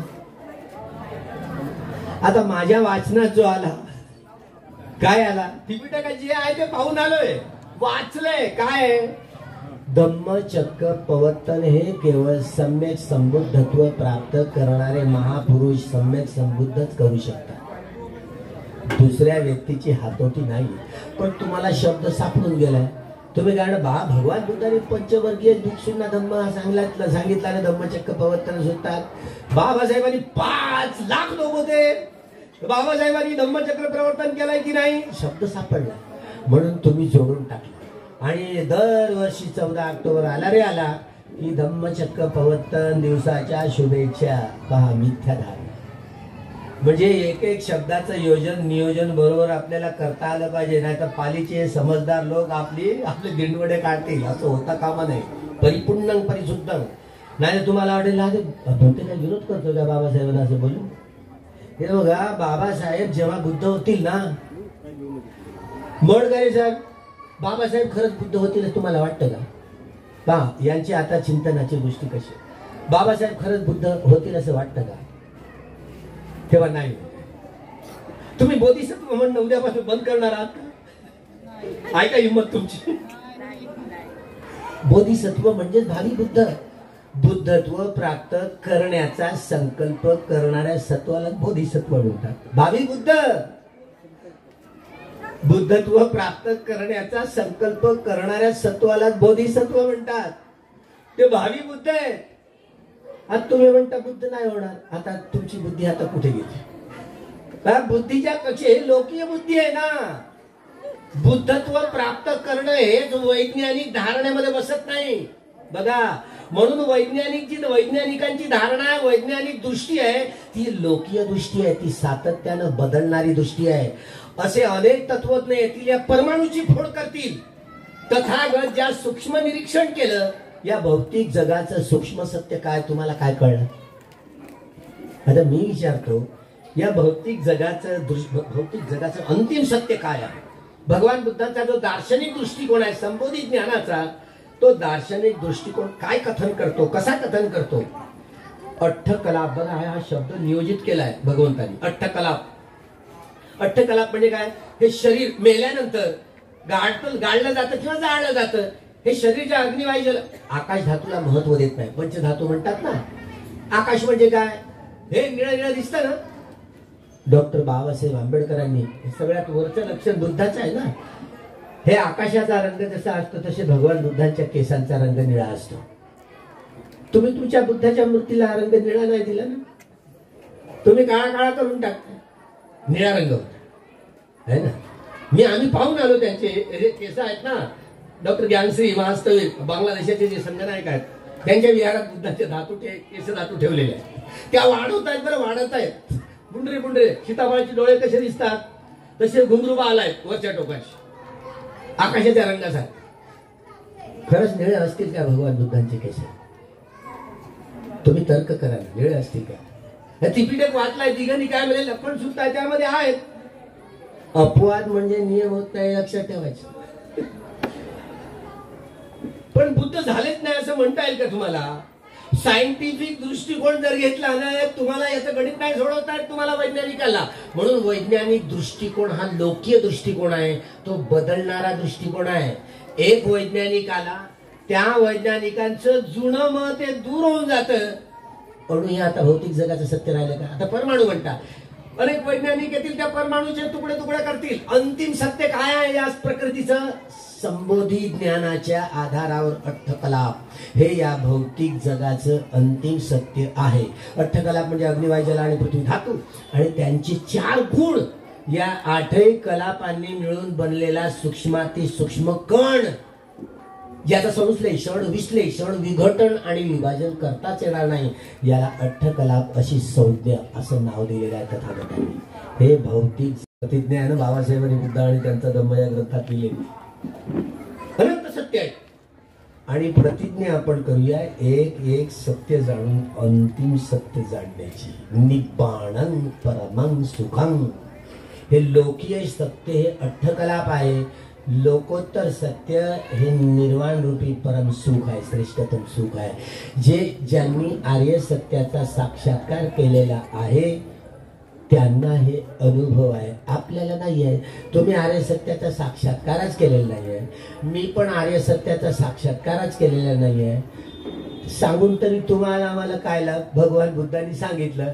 भगवंता अनेकांनी विचारण्याचा प्रयत्न केला. भगवंता, हा आर्य सत्याचा साक्षात्कार केल्यानंतर सुख कसं असतं? भगवंत काय म्हणून तुम्हीच अनुभवा, तुम्ही जेव्हा साक्षात्कार करा तेव्हा. ते कथन करण्यालायक नाही. आपण लोकीय क्षेत्रात बोलतोय, ते कथनच करता येत नाही. ते न संपणारं सुख असतं, जे कधी संपत नसतं, म्हणून त्याला नित्य सुख म्हणतात. अंतिम सत्य निब्बाणं परमं सुखम. हे लोकीय नाहीये, हा लोकोत्तर दृष्टिकोन आहे. त्यामुळे हे लोकीय शरीर आहे, हे आपलं मन आहे ना, हे लोकीय मन आहे, हे बदलणारं मन आहे, हे उत्पन्न होऊन नाश होणारं मन आहे. हे शरीरही उत्पन्न होऊन नष्ट होतं आणि हे मनही उत्पन्न होऊन नष्ट होतं. एक जुनं शरीर सोडून नवं शरीर धारण करण्यासाठी संबोधी ज्ञानाच्या आधारावर 17 प्रकारचे चित्त काम करतात. मी मेलो किंवा तुम्ही मेलो तरी, किती वेगात मेलो तरी 17 प्रकारचे चित्त, 15 प्रकारचे चित्त हे मृत्यूसाठी लागतात. एकेका चित्ताचा एक एक चित्तक्षण. चित्तक्षण म्हणजे कळलं तुम्हाला? चित्तक्षण सेकंदाचा कसा आपण म्हणतोय, एक चित्ताचा क्षण का? चित्ताचा तुम्ही विपश्यना करा म्हणजे वेदनांचा अनुभव होईल. वेदना कुठलीही असू दे, सुखा दुखा दुखा सुखा संवनश्य की दौर्मनश्य, अभिधम्माप्रमाणे या 5 वेदना असतात, संवेदना असतात, सेन्सेशन्स असतात. वेदनेच्या उत्पत्तीचा क्षण, वेदना जोपर्यंत राहते तो स्थितीचा क्षण, आणि वेदना संपल्यानंतर भंगत्वाचा क्षण. या वेदनेच्या 3 चित्ता मिळून एक चित्तक्षण समजला जातो. जेव्हा तुम्ही विपश्यना कराल तेव्हा तुम्हाला कळेल. त्यामुळे जागरूकपणे आपल्याला आपली काया त्यागता आली. ते हिंदू असो, बौद्ध असो, जैन असो, शीख असो, जेवदी असो, इसाई असो, मुस्लिम, ब्राह्मण तर या देशातले की त्या देशातले, या वंशाचे की त्या वंशातले, कुणी असू दे, ज्या अर्थी तुमचा आमचा मनुष्य म्हणून जन्म झाला, काय कारण होतं? कारण काय होतं? कार्यकारण भाव. जो कार्यकारण भाव, डायलेक्ट्रिकल मॉड्युलिझम, द्वंद्वात्मक भौतिकवाद. जीवशास्त्रामध्ये डार्विनला जी उत्क्रांतीवादाची प्रक्रिया, पाण्यात त्याला अमिबाबा नावाचा एकपेशी प्राणी दिसलाय की नाही, त्याची विकसनशील प्रक्रिया समजावून सांगितली. सगळे लोक आत्मसात करतायत, मान्यता आहे, मानतायत ना. मन कसं उत्पन्न झालं, मनाची उत्पत्ती होती कशी होते, हे अजूनही वैज्ञानिकांना संशोधन करता आलेलं नाही. मनाला पाहणारं जाणणारं कुठलंही उपकरण अजूनही वैज्ञानिकांना संशोधित करता आलेलं नाही. या अर्थाने वैज्ञानिक मागासलेले आहेत. बामनं जसे हाताच्या रेषा, हातावरच्या रेषा पाहतात, तसं आपल्या बुद्ध्यांकाच्या आधारावर हे मानसशास्त्रज्ञ वेगवेगळ्या स्वभावानुसार तसे केवळ वर्णन करत आले. यात परिपूर्णतेचा, परिशुद्धतेचा साठा जो बोधिज्ञानातला असतो तो वैज्ञानिकांच्या चित्ताच्या अंतर्भूत नाही आहे. ही अपूर्णता आहे. म्हणून वैज्ञानिक दृष्टिकोन हा परिपूर्ण नाही. तो सातत्यानं जुना समज बदलत जातो. नवा समज ज्या संशोधकांनी नवं संशोधन केलं, तो संशोधकांनी केलेलं संशोधन आपण मान्य करत जातो. पुन्हा हे निष्कर्ष बदलत जातात. पण भगवान बुद्धांचा निष्कर्ष बदलत नाही. हा संबोधी ज्ञानाचा फरक आहे. वैज्ञानिक ज्ञानाचा दृष्टिकोन आणि संबोधी ज्ञानाचा दृष्टिकोन हा योग्यपणे काटेकोर समजावून घ्यावा. 1-2 सर जा मोडगरे तर 1-2 10 दिवसाचे शिबिर केल्या नाही समजणार. 10 दिवसाचे शिबिर करणं म्हणजे पहिलं पाऊल टाकणं धम्माच्या क्षेत्रात. सतीपठ्ठान करणं म्हणजे पहिलं शिबिर आहे असं समजायचं. कायानुपස්සना, वेदनानुपස්සना, चित्तानुपස්සना, धम्मानुपස්සना. त्यामुळं हे विपश्यना आहे ना. धम्मं कायेन पश्यति. धम्म हा कायेद्वारे पाहावा लागतो. कायेद्वारे. कायानुपස්සना, वेदनानुपස්සना, चित्तानुपස්සना, धम्मानुपස්සना. धम्मं कायेन पश्यति हा मध्यम मार्ग आहे बरं. सतीपठ्ठान 4 सतीपठ्ठान. काये कायानुपस्सी विहरति, वेदनासु वेदनानुपस्सी विहरति, चित्तेषु चित्तानुपस्सी विहरति, धम्मेषु धम्मानुपस्सी विहरति, आतापि संपजानो सतीमा विनेय लोके अभिज्ञा दो मनस्य. 4 सम्यक प्रधान हाही मध्यम मार्ग आहे. संमत प्रधान, प्रहान प्रधान, भावना प्रधान, अनुरक्षणा प्रधान, हे 4 सम्यक प्रधान. 4 इतिबात, छंदाधिपती छंद संपयुक्त कानंचन धम्मानंतं समुत्थानानं रूपानं अधिपति बच्चेन बच्चे वीर्याधिपति वीर्य संपयुक्त कानंचन धम्मानंतं समुत्थानानं रूपानं अधिपति बच्चेन बच्चे चित्ताधिपति चित्त संपयुक्त कानंचन धम्मानंतं समुत्थानानं रूपानं अधिपति बच्चेन बच्चे विमंसाधिपति विमंस संपयुक्त कानंचन धम्मानंतं समुत्थानानं रूपानं अधिपति बच्चे. आता मी घाई बोलतोय, वेळ कवर करतो. हे शब्द इतिपाद वीर्य इतिपाद चित्त इतिपाद विमंसा इतिपाद हे बोधिचंग आहे, हा मध्य मार्ग आहे. पंचबलानी श्रद्धा वीर्य सती प्रज्ञा आणि बल, प्रज्ञा समाधी ही 5 बल आहे. श्रद्धा इंद्रिय वीर्य इंद्रिय सती इंद्रिय प्रज्ञा इंद्रिय समाधी इंद्रिय 5 इंद्रिय आहे. हा मध्य मार्ग आहे. 7 भोजन सती संभोजन धम्म विषय भोजन वीर्य भोजन पिती भोजन पश्चती भोजन समाधी भोजन उपेक्षा भोजन 7 भोजन हा मध्य मार्ग आहे. अरियो अठ्ठंगिको मग्गो धम्मचक्र प्रवर्तन सूत्रामध्ये अरियो अठ्ठंगिको मग्गो हा मध्यमा पटिपदा म्हणतो ना. भगवान बुद्धांनी 4 आर्य सत्याचं कथन कसं करतायत, 4 आर्य सत्याचा साक्षात्कार कसा करतायत, काय म्हटले धम्मचक्र प्रवर्तन सूत्रामध्ये काय म्हटले, ती परिवर्तन द्वादशा कारण यथाभूत ज्ञान दर्शन शुद्धं अहोसी. मी एक सत्य 3 प्रकारे गवेषणा करून पाहिलं, तेव्हा हे सत्य दुःख आर्य सत्यात बदललं, दुःख समुदय सत्य आर्य सत्यात बदललं, दुःख निरोध सत्य दुःख निरोध आर्य सत्यात बदललं, दुःख निरोध गामिनी पटिपदा सत्य दुःख निरोध गामिनी पटिपदा आर्य सत्यात बदललं. घाई बोलतोय, समजून घ्या कसं बदललं. दुःख सत्य आहे. काय दुःख आहे, जातीवी दुःख जरावी दुःख व्याधी दुःख मरणंपी दुःखम अप्रियेयी संपयोग दुःख पियेयी उपयोग दुःख यम पिच्चंग नलवती धंकी दुःखम संक्षिप्तेन पंच उपादान खंदा दुःख. संक्षिप्तपणे 5 उपादान स्कंद हे दुःख आहे. रूप वेदना संज्ञा संस्कार विज्ञान. रूप म्हणजे ही आपली काया, वेदना संज्ञा संस्कार आणि विज्ञान मनाचे 4 स्कंद. हे शरीर आणि मन, मी माझं हा मार बोलतो. मार आपलं शरीर आपलं नाहीये, आपलं मन आपलं नाहीये. दुःखाची परिधी काय, रूप वेदना संज्ञा संस्कार आणि विज्ञान हे सगळे रूप सगळ्या वेदना सगळे विज्ञान सगळ्या संखार सगळ्या संपूर्ण चित्ताच्या या मनाच्या या दुःखाची सारी परिधी वेदनांच्या आधारावर 2च गोष्टी सांगितल्या ना बुद्धांनी. दुःख उत्पन्न होतं कसं, दुःखाचा नायनाट कसा करता येतो. वेदना पश्चयतन हे मनुष्य प्राणी एकच काम करतात. वेदना पश्चयतांना सुखद वेदनाला प्रतिक्रिया करून रागाच्या गाठी, दुःखद वेदनाला प्रतिक्रिया करून पेशाच्या गाठी, सुखद वेदनाला प्रतिक्रिया करून मोहमूर्तीच्या गाठी. मानून हे दुःखचक्र भवचक्र लोकचक्र आपण स्वतः निर्माण केलेलं आहे. बाह्य शक्ती याला कुठली जबाबदारी नाही. हे दुःखचक्र आहे. ज्या वेदनांच्या आधारावर दुःखचक्र आपण निर्माण केलेलं आहे त्या वेदनांच्या आधारावर जर प्रज्ञा दाखवली, जर प्रज्ञा पुष्ट केली जागवली आणि प्रहाणकारी प्रज्ञा ही प्रहाण करत गेली तर हे दुःखचक्र भवचक्र लोकचक्र तोडता येतं. दुःख मुक्त होता येतं. दुःखाची उत्पत्ती होते कशी आणि दुःखाचा नायनाट कसा केला जातो या 2च गोष्टी सांगितल्या. ती परिवर्तन द्वादशा कारण यथाभूत ज्ञान दर्शन शुद्धं अहोसी. एक सत्य 3 प्रकारे गवेषणा करून पाहिलं मी. काय पाहिलं, कसं पाहिलंय. वेदनाचं सार क्षेत्र पर्ययंतिमे धिक्खवे.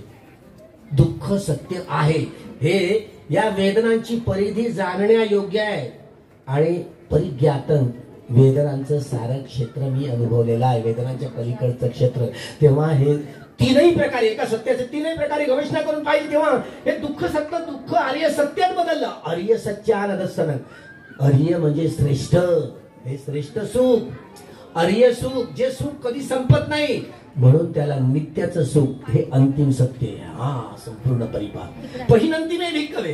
ह्या कामतृष्णा भवतृष्णा विभवतृष्णा हा दुःखाचा समुदय आहे आणि हे दुःख त्याचे प्रहाण करण्यायोग्य आहे. प्रहाण केलेलं आहे. 3 प्रकारे गवेषणा केलेली आहे. तेव्हा हे दुःख सत्य दुःख समुदय सत्य दुःख समुदय आर्य सत्यात बदललेलं आहे. दुःख निरोध आहे. दुःख निरोध आहे. दुःख निरोध हा साक्षात्कार करून मी हे संपन्न केलेला आहे.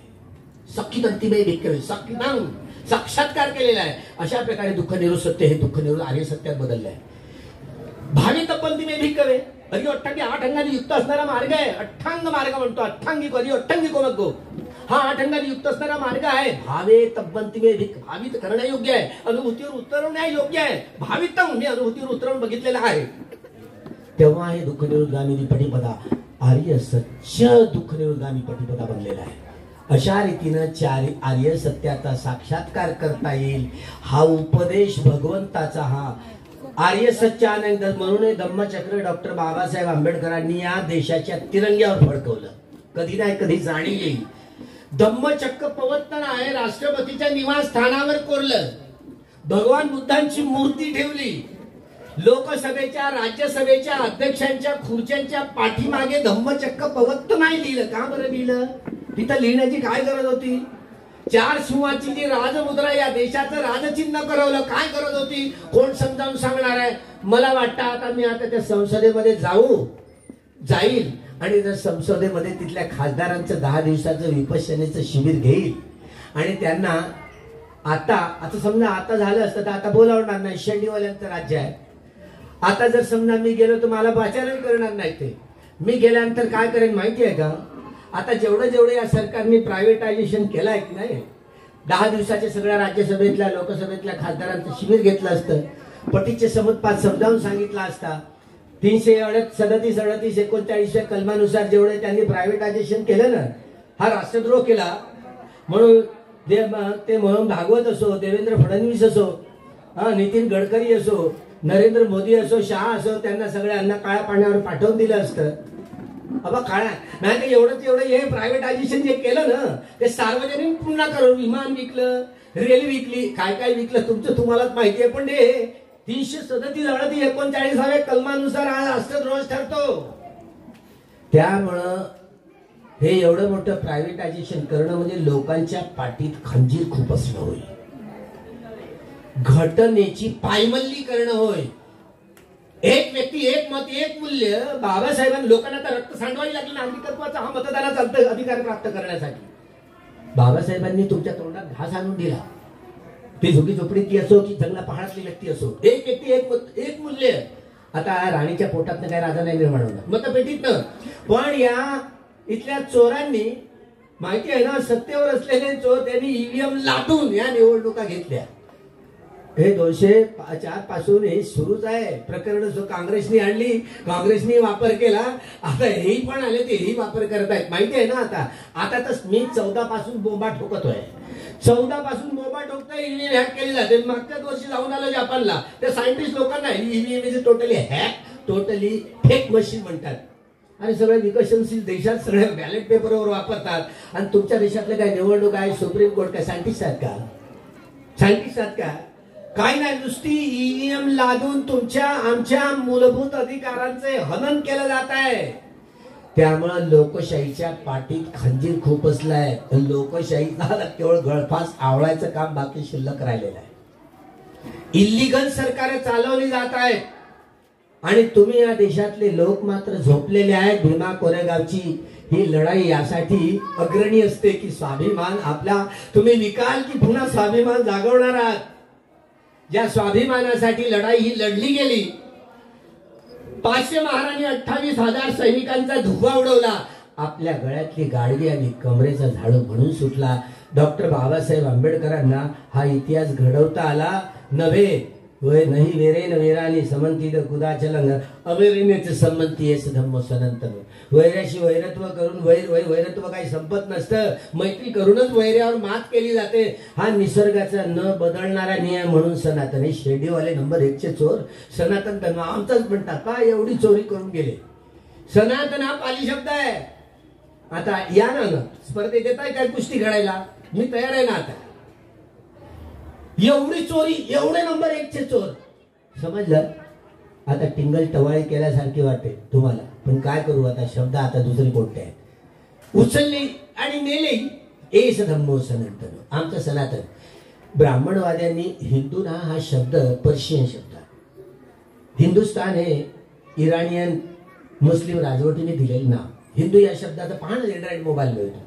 हिंदू म्हणजे दास, गुलाम, काळा, चोर, लुच्चा लफंगा. हिंदुस्तान नाव दिलंय इराणियन पर्शियन लोकांनी दिलंय राजवटीकडे. स्वतः हा आर्य समाजाचे संस्थापक दयानंद सरस्वती असं म्हणतात त्यांच्या सत्यार्थ प्रकाश या ग्रंथामध्ये, हिंदू ही आम्हाला दिलेली मुस्लिम राज्यकर्त्यांनी दिलेली शिवी आहे. त्या शेंडीवाले एवढे चलाक आहेत, जिथे राहतील ना तिथे आपले बरोबर चलाखीन तिथे जातील. सांगण्याचं तात्पर्य, संभाजी राजांना पकडू नये औरंगजेबाला यांनी दिलं बरं शेंडीवाले. त्यांची हत्या, आमच्या संभाजी राजाची हत्या, त्यांचे डोळे काढले, कान कापले, जीभ कापली, नाक कापलं. काय केलं? मनुस्मृतीच्या नियमानुसार हत्या केली. आणि त्यांचं डोकं मात्र पेशव्यांकडे गेलं. दुसऱ्या दिवशी पेशवे गुढीला त्या भाल्याला गुढी म्हणून लटकवतात आणि संभाजी राजाचं डोकं त्या गुढीला लटकवून ते गुढीपाडवा साजरा करतात. तो मराठी स्वातंत्र्याचा दिवस नव्हता. आमच्या गळ्याला गाडगे आणि कमरेला झाडू आणणारा दिवस होता तो, लक्षात घ्या. आमच्या पराभवाचा अशा रीतीनं मराठी राज्य संपवून पेशवेशाही आरूढ झाली. बघा, आजही पुन्हा ती आरूढ होऊ इच्छिते. सत्तेवर आले आणि काळे कायदे करू लागले. काल परवाच ॲडव्होकेट मेहमूद प्राच्या, आमचे सोबती सुप्रीम कोर्टाचे वकील, त्यांनी हायकोर्टात पंजाबच्या चंदीगड, हरियाणाच्या या हायकोर्टात निवडणुकीत जे व्हीव्हीपॅटचंही असो त्यांचं मूल्यांकन करण्याचे सगळे कागदपत्र देण्याचा आदेश दुसऱ्या दिवशी सरकारनं, मोदीनं नियम तुम्हाला चेक करण्याचा अधिकार नाही असं बोलले. म्हणजे शेकली की नाही सरकारची. ऐका, नियम असे असे करत आहेत, बदलत आहेत, मूळ ढाच्याला हात लावत आहेत का? तर नाही. पण अशा रीतीनं झाकबेंड करत आहेत. आंबेडकर आंबेडकर आंबेडकर. तुम्ही देवाचं नाव घेतलं 7 जन्मात तुम्हाला कमीत कमी स्वर्ग प्राप्त झाला असता. 7 वेळा बोलले असते. पण आता काय नरक प्राप्त होणार आहे का तुम्हाला? एकीकडे असं बोलतायत ना, परभणी घडवून आणताय. परभणी घडवण्याच्या अगोदरच्या दिवशी तिथे आमचा हा मनोहर जोशी, मनोहर कुलकर्णी तिथे राहतोय. तो भिडे, त्याच नाव भिडे हो, तिथे राहतोय. घडवून, जाणीवपूर्वक घडवून आणले कांड आहे असं समजा. हे हल्ले आहेत. आमच्या नागपूरला आमचे कवाळे सर, आमच्या त्या सुलेखाबाई सोबत गेल्या. ज्या दिवशी आचारसंहिता सुरू लागली, बाबासाहेबांना जोडे घालून हार घातलाय आणि श्रीरामच्या घोषणा दिल्या. हा हल्ला आहे सरळ सरळ ना. आपले लोक हातात घेऊन सरळ सरळ हल्ला करण्याचे हे सगळे संकेत देत आहेत. आपण निश्चितपणे भीमा कोरेगावला लहान लहान चिल्या बिल्यांना घेऊन या 31ला. कमीत कमी हा आदर्श हा जपला पाहिजे. दरवर्षी बाबासाहेब यासाठी आपल्या लेकरा बाळांना घेऊन या म्हणत होते. तुम्ही तर नामच विसरून गेले होते. आता तर भीमा कोरेगावची गर्दी सांभाळणं तर आता कठीण झाली ना. भीमा कोरेगाव, भीमा कोरेगाव. बाबासाहेबांचं प्रेरणास्थान बनलं सारा जगत बुद्धमय धम्ममय करण्याचं. गुलामांना हा सारा समाज बृहद्रथांच्या हत्येनंतर कसा गुलाम झाला, मनुस्मृती लादली गेली. मनुस्मृतीच्या नियमांनी सारा समाज गुलाम झाला. या गुलामांना गुलामीची जाणीव करून द्या, म्हणजे ते बंड करून उठतील. डॉक्टर बाबासाहेब आंबेडकरांनी महाराजांची स्वतंत्र परिषद बोलून नाशिक जिल्ह्यामधले हे येवल्या या गावात 13 ऑक्टोबर 1935 साली महाराजांची स्वतंत्र परिषद बोलवली. त्या परिषदेमध्ये जन्म घेणे माझ्या हातात नव्हतं, पण जगणं आणि मरण माझ्या हातात आहे. चुकूनही या ब्राह्मणवादी तुरुंगात मी जगणार नाही, मरणार नाही. जरी मी हिंदू म्हणून जन्माला आलो असलो तरी हिंदू म्हणून जगणार नाही आणि मरणार नाही. 5 मिनिटं राहिले, 5 मिनिटं राहिले, 2 तास झाले, 5 मिनिटं राहिले. त्यामुळं त्या भाषणात बाबासाहेब काय म्हणतात, हा सारा समाज गुलाम झाला, गुलामीचं जीवन जगण्याची सवय झाली. 1 जानेवारी 1927 ला भीमा कोरेगावच्या विजयस्तंभाजवळ आले तेव्हाच मनुस्मृती दहन करण्याचा 14 तळ्याचं पाणी पेटवण्याचा निर्णय तिथेच घेतला होता. वर्षभराचे निर्णय. डॉक्टर बाबासाहेब आंबेडकरांनी या गुलामांना त्यांच्या गुलामीची जाणीव करून द्या, म्हणजे ते बंड करून उठतील. महाराज स्वतंत्र परिषद, या परिषदेमध्ये 35,000 लोक येवल्याला जमा झाले. दोन्ही हात उंचावून बाबासाहेबांना समर्थन दिलं. 21 वर्षांना 14 ऑक्टोबर 1956 ही धम्मक्रांती, 21 वर्षाच्या नंतर धम्मक्रांतीची घोषणा केली आणि अंमलात आणली. 14 ऑक्टोबर 1956 नागपूरच्या पवित्र दीक्षाभूमीवर 21 वर्ष वाट पाहिली. ज्या येवल्याच्या परिषदेमध्ये सह्याद्री कुंड पुराण, तुमच्या ग्रंथालयात कुठे ऐकण्या माहितीये, तपासून पहा. सह्याद्री कुंड पुराण काय लिहिलंय माहितीये? मराठीत आहे. वेगवेगळ्या जाती उपजातींच्या शिव्याशाप देणाऱ्या म्हणींचा ग्रंथ आहे. काय लिहिलंय? हा आमचा कुणबी समाज, कुळगाडी समाज, कुळावर जगणारे लोक, जगणारे एकेकाळचे बुद्धिस्ट होते, विसरून बसले. इतिहास विसरले ना.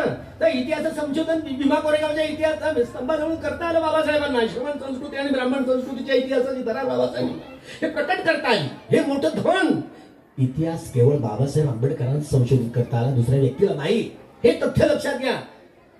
त्या सह्याद्री कुंड पुराणामध्ये बाबासाहेब बोलताना एवढे हा जातीदा संपूर्ण ब्राह्मण तर आदिवासी या संपूर्ण धर्मांतरी झाले. मुस्लिम असू देत की ख्रिश्चन असू देत, आदिवासी असू देत, बहिष्कृत असू देत, या सगळ्यांना शिवेशाप देणाऱ्या म्हणींचा संग्रह आहे सह्याद्री कुंड पुराण. हा कुणबी समाज, हाडाची काढ रक्ताचं पाणी करून या देशाला जगवणारा, पालन पोषण करणारा हा समाज, घाम गाळणारा समाज. काय लिहिलंय याच्याविषयी? कुणबटम धसकटम अक्कल थोडी आणि बायको विकून घेतली घोडी, गेला तर रुमण्याशी नाही तर आला तर ढोमण्याशी. एका तरी कुणब्यानी वाचलं का? वाचाल तर वाचाल रे बाबा. तो आमचा मामा देशमुख आहे ना, आयुष्यात कधी रामदास स्वामीची भेटच झाली नाही. शिवाजी महाराज ते गुरु कसे, संत तुकोबाराय खरे गुरु होते. त्यांची प्रेतयात्रा काढली होती. आम्हाला जेव्हा माहिती झालं ना, RSS वाल्यांनी प्रेतयात्रा काढून जाळून टाकलं त्याचं प्रेत, आम्हाला जेव्हा माहिती, आम्ही खांद्यावर बसून त्यांची मिरवणूक काढली. एक कुणबी समाजातला माणूस इतिहासात लिहायला लागतो, इतिहास कोरायला लागतो, तर त्याची टिंगल टवाळी केली जाते. काय लिहिलाय? कुणबटम धसकटम अक्कल थोडी बायको. तो वाचल्यानंतरचा पोट खडू हातायचा, एवढा हसायचा मामा देशमुख. आमच्या कुणबटांविषयी काय घाड ओकली आहे या धर्मग्रंथामध्ये. सकाळी उठल्याबरोबर आमचे मोहन मामा भागवत अजूनही नरेंद्र मोदीचं तोंड पाहायला तयार नाही, कारण तो तेली आहे. काय झालं त्याला? सकाळी उठल्याबरोबर सगळ्यांची तोंड पाहावी, पण तेल्याचं तोंड पाहू नये म्हणतो हा धर्मग्रंथ. एकेकाचा तेली समाज, बुद्धिस्ट असलेला समाज विसरून गेला, विस्मरण झालं. सोनार सख्या बहिणीची खाणार, एका तरी सोनाराने वाचलंय काय? मांग महार उसाच्या बहार, गोंड गोवारी जात बोहारी, गोंड गोवारी हेकळ माना, आम्ही पाहून शिव लाटवना, माना माणुसकीत नाही दुकर सरकशीत नाही, धनगर कोळी माळी साडी ढिवराची धोटी आणि आटकला बोटऱ्या जाशील गोटी. आमच्या मुसलमान बांधवांना आता मी भिक्षू असल्यामुळे बोलू शकत नाही, पाबंदी लागली. भांडा मुसलमान आणि वेळवाची डॅश डॅश डॅश नाही बोलू शकत मी, एवढी घाण ओकलेली आहे. ज्या ग्रंथामध्ये अशी या संपूर्ण ब्राह्मणेतर आदिवासी भटक्या युवकांना धर्मांतरित झालेल्या लोकांना अशी शिवीगाळ करणाऱ्या म्हणीचा हा संग्रह असा असेल तर तो चाळून टाकला पाहिजे. शूद्राती शूद्रांचा आणि मान आमच्या मातृशक्तीचा उपमर्द करणारा ग्रंथ बाबासाहेब आंबेडकरांनी 25 डिसेंबर 1927 महाडच्या क्रांतीभाऊन जाळून टाकली ना मस्मृती सहस्त्रबुद्धे या ब्राह्मण मित्रांच्याकडून. ब्राह्मणवाद म्हणजे ब्राह्मण व्यक्ती नाही आहे, तर ब्राह्मणत्वाविरुद्ध त्यांची लढाई होती. मीच किती समजत होतो बाबासाहेबांना बामणीला बायको करून फसले, मी माझी सुधारणा केली. बोधिसत्वाची नाही हत्या होऊ शकत. बाबासाहेबांनी निर्णय घेतला, सारस्वत ब्राह्मण कुणीकडे हे ज्ञानाचा पिंड आहे. जावई सासऱ्याचं नातं जोडलं तर काही वाईट नाही केलं, याच्यासाठी खूप अभ्यास करावा लागेल. बोधिसत्वाचं एक एक जे पाऊल असतं ना महाकुशल चित्ताचं, हे जे समजलं ना, अरे चौतरफा विरोध झाला तरी संविधान समितीमध्ये महात्मा गांधी स्वतः मजबूर झाले. महात्मा गांधीनं मसुदा समितीचे अध्यक्ष बॅरिस्टर आंबेडकरच असावे, एकाने विरोध केला नाही. मुदत समिती संविधान समितीमधली शेवटी मुंबई राज्य होतं ना, गुजरात महाराष्ट्र कर्नाटक, शेवटी या बॅरिस्टर खेरांना ते बोलले, मुख्यमंत्री होते मुंबईचे त्यावेळेला, बॅरिस्टर आंबेडकरांची मुदत संपलेली, तुम्ही पाठवा. मजबूर झाले गांधी स्वतः. शेवटी स्वतः पंडित नेहरूंना म्हणाले, आंबेडकरांचं नाव ऐकलं आहे मंत्रिमंडळात मध्ये नव्हतं बरं का, जगजीवनरामचं होतं पण आंबेडकरांचं नव्हतं, बाबासाहेब आंबेडकरांचं नव्हतं. पंडित नेहरूंना एवढं हडकावलं नाही गांधीनं, अरे त्याच्यासारखा हुशार माणूस आहे का मिळेल, त्याच्या हुशारीचा लाभ घ्या आणि त्यांना त्या मंत्रिमंडळात घ्या, तेव्हा कायदेमंडळ. बाबासाहेबांना नियोजन खातं पाहिजे. आमचे नरेंद्र मोदीजी पहिल्यांदा प्राईम मिनिस्टर गेलं, माथा बिथा टेकला आणि पहिल्याच भाषणात त्यांनी नियोजन आयोग रद्द करून नीती आयोग लागू केला. मी त्याच दिवशी निषेध केला. नियोजन त्याच दिवशी, ज्या दिवशी तो पाया पडला ना, त्याच दिवशी नरेंद्र मोदींचा निषेध केला. पाया पडून लोकांना चुट्या म्हणवणार, त्या पाया पडून नीती आयोग लागू केला. त्यांच्या लोकांचं भलं झालं. त्यांच्या जे फरार झाले मोदी सकट, नीरव मोदी सकट, त्यांच्यासाठी त्यांचं कल्याण केलं, बरोबर आहे. बाकी लोकांचं काय करायचं ते करत आहेत आता. त्यामुळं ईव्हीएम सरकार आहे, त्या आमच्या मताची चोरी करून ईव्हीएम लादून या देशात निवडणुका लढल्या गेल्या. आता तर तुम्हाला महाराष्ट्रातल्या हरियाणातल्या निवडणुका तर माहिती पडल्या. आता तर तरी मात्र ते सत्तेवर आहेतच, तुम्ही मात्र चुपचाप बघत आहात. जाणीवपूर्वक हे घडवून आणलेले एकीकडे आंबेडकर म्हणणं आणि हा जाती तणाव, सांप्रदायिक तणाव, हे संपूर्ण अटॅक आहे. अटॅकचं याला सांप्रदायिक तणाव नाही म्हणताय, जाणून बुजून अटॅक करताय. गांधीला संपवून, पंडित नेहरूला संपवून आता आंबेडकरांवरती, आंबेडकरांचं संविधान म्हणून आंबेडकरांचं संविधान बदलण्याचं हे कट कारस्थान पक्का आहे.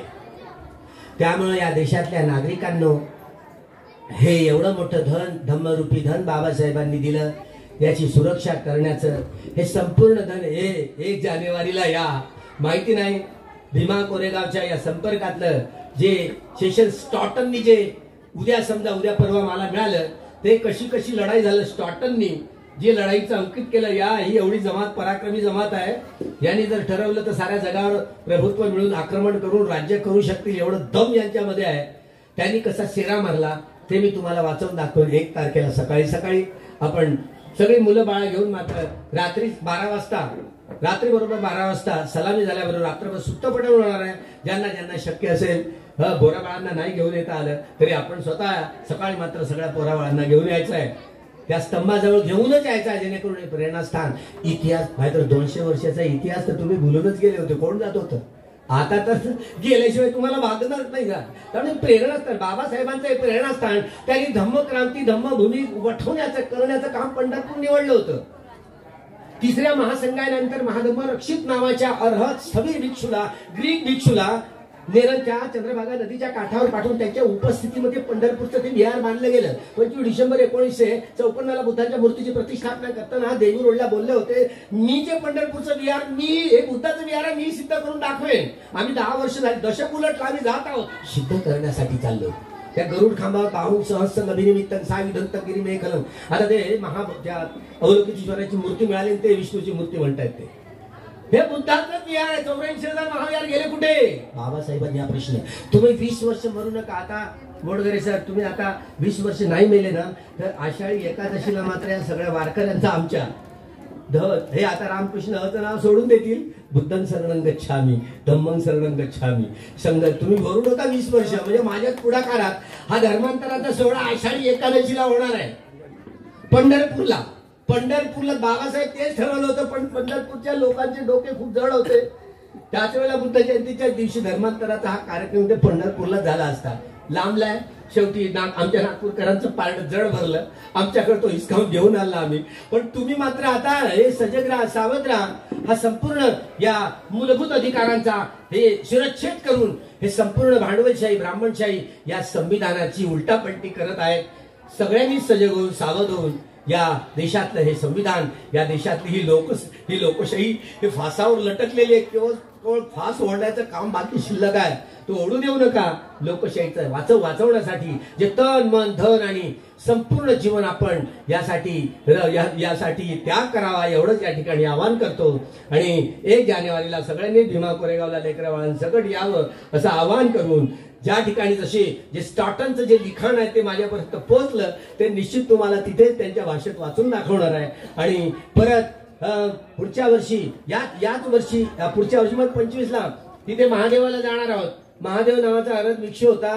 त्या महादेवला शंकर भगवान म्हणून त्या पचमढीच्या ते लेण्या, बुद्ध लेण्या आहेत, त्यांच्या उपस्थितीत हे लेणे आहेत की जे धम्मलिपीच्या अक्षरामध्ये त्या महादेव नावाच्या अरद भिक्षूंकडून उपस्थिती त्या बांधल्या आहेत. म्हणून तिकडे जात आहोत. अरे ब्रह्मा विष्णू महेश यांना देव मानणार नाही, ईश्वर मानणार नाही, पूजा करणार नाही, त्यामुळे दुर्लक्ष झालं. पण मी जाऊन आलो.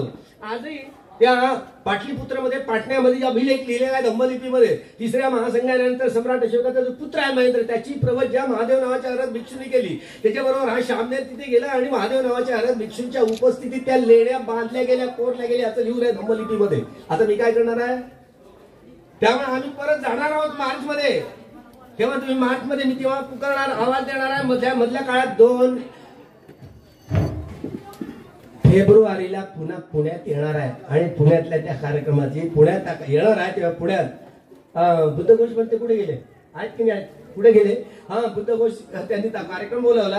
त्यामुळे सायंकाळचा अध्यक्ष त्या परिषदेचा मीच आहे. त्या परिषद शेवटचं भाषण माझंच प्रवचन होणार आहे. आपण सगळ्यांनी 2 फेब्रुवारीला पुन्हा मी पुण्यामध्ये येणार आहे. आपण त्या कार्यक्रमात निश्चितपणे ती घोषणा करणार आहे तिकडल्या कार्यक्रमाची महादेवाच्या. तेव्हा आपण सर्वांनी शांतपणे हे विचार, काही संबद्ध सद्धम्मातल्या संपूर्ण गाथा ह्या श्रवण करून जे काही पुण्य अर्जित केले, या पुण्याने तुम्हाला हा धम्माची चेतना उत्पन्न हो आणि भीमा कोरेगावचा हा शौर्यशाली इतिहास, नवा इतिहास घडवण्यासाठी हे बल आपल्याला उत्पन्न हो. बुद्ध धम्म संघाच्या प्रभावाने आपलं सर्वांचं मंगल हो, सर्वांचं कल्याण हो. भवतु सब मंगलम, भवतु सब मंगलम, भवतु सब मंगलम. नति में शरणं अय्यं, बुद्ध में शरणं वरं, धम्मो में शरणं वरं, संघो मे शरणं वरं इति सच्चवचेन भवतु ते जय मंगलम्। एक शरण है बुद्ध की, एक शरण है धम्म की, एक शरण है संघ की, और शरण नहीं कोई। इस सत्य वचन की तेज से, इस सत्य वचन के तेज से, इस सत्य वचन के तेज से धम्म प्रकाशित हो, धम्म प्रतिष्ठित हो, धम्म प्रसारित हो, सबका मंगल हो। भवेतु सब मंगलं, भवेतु सब मंगलं, भवतु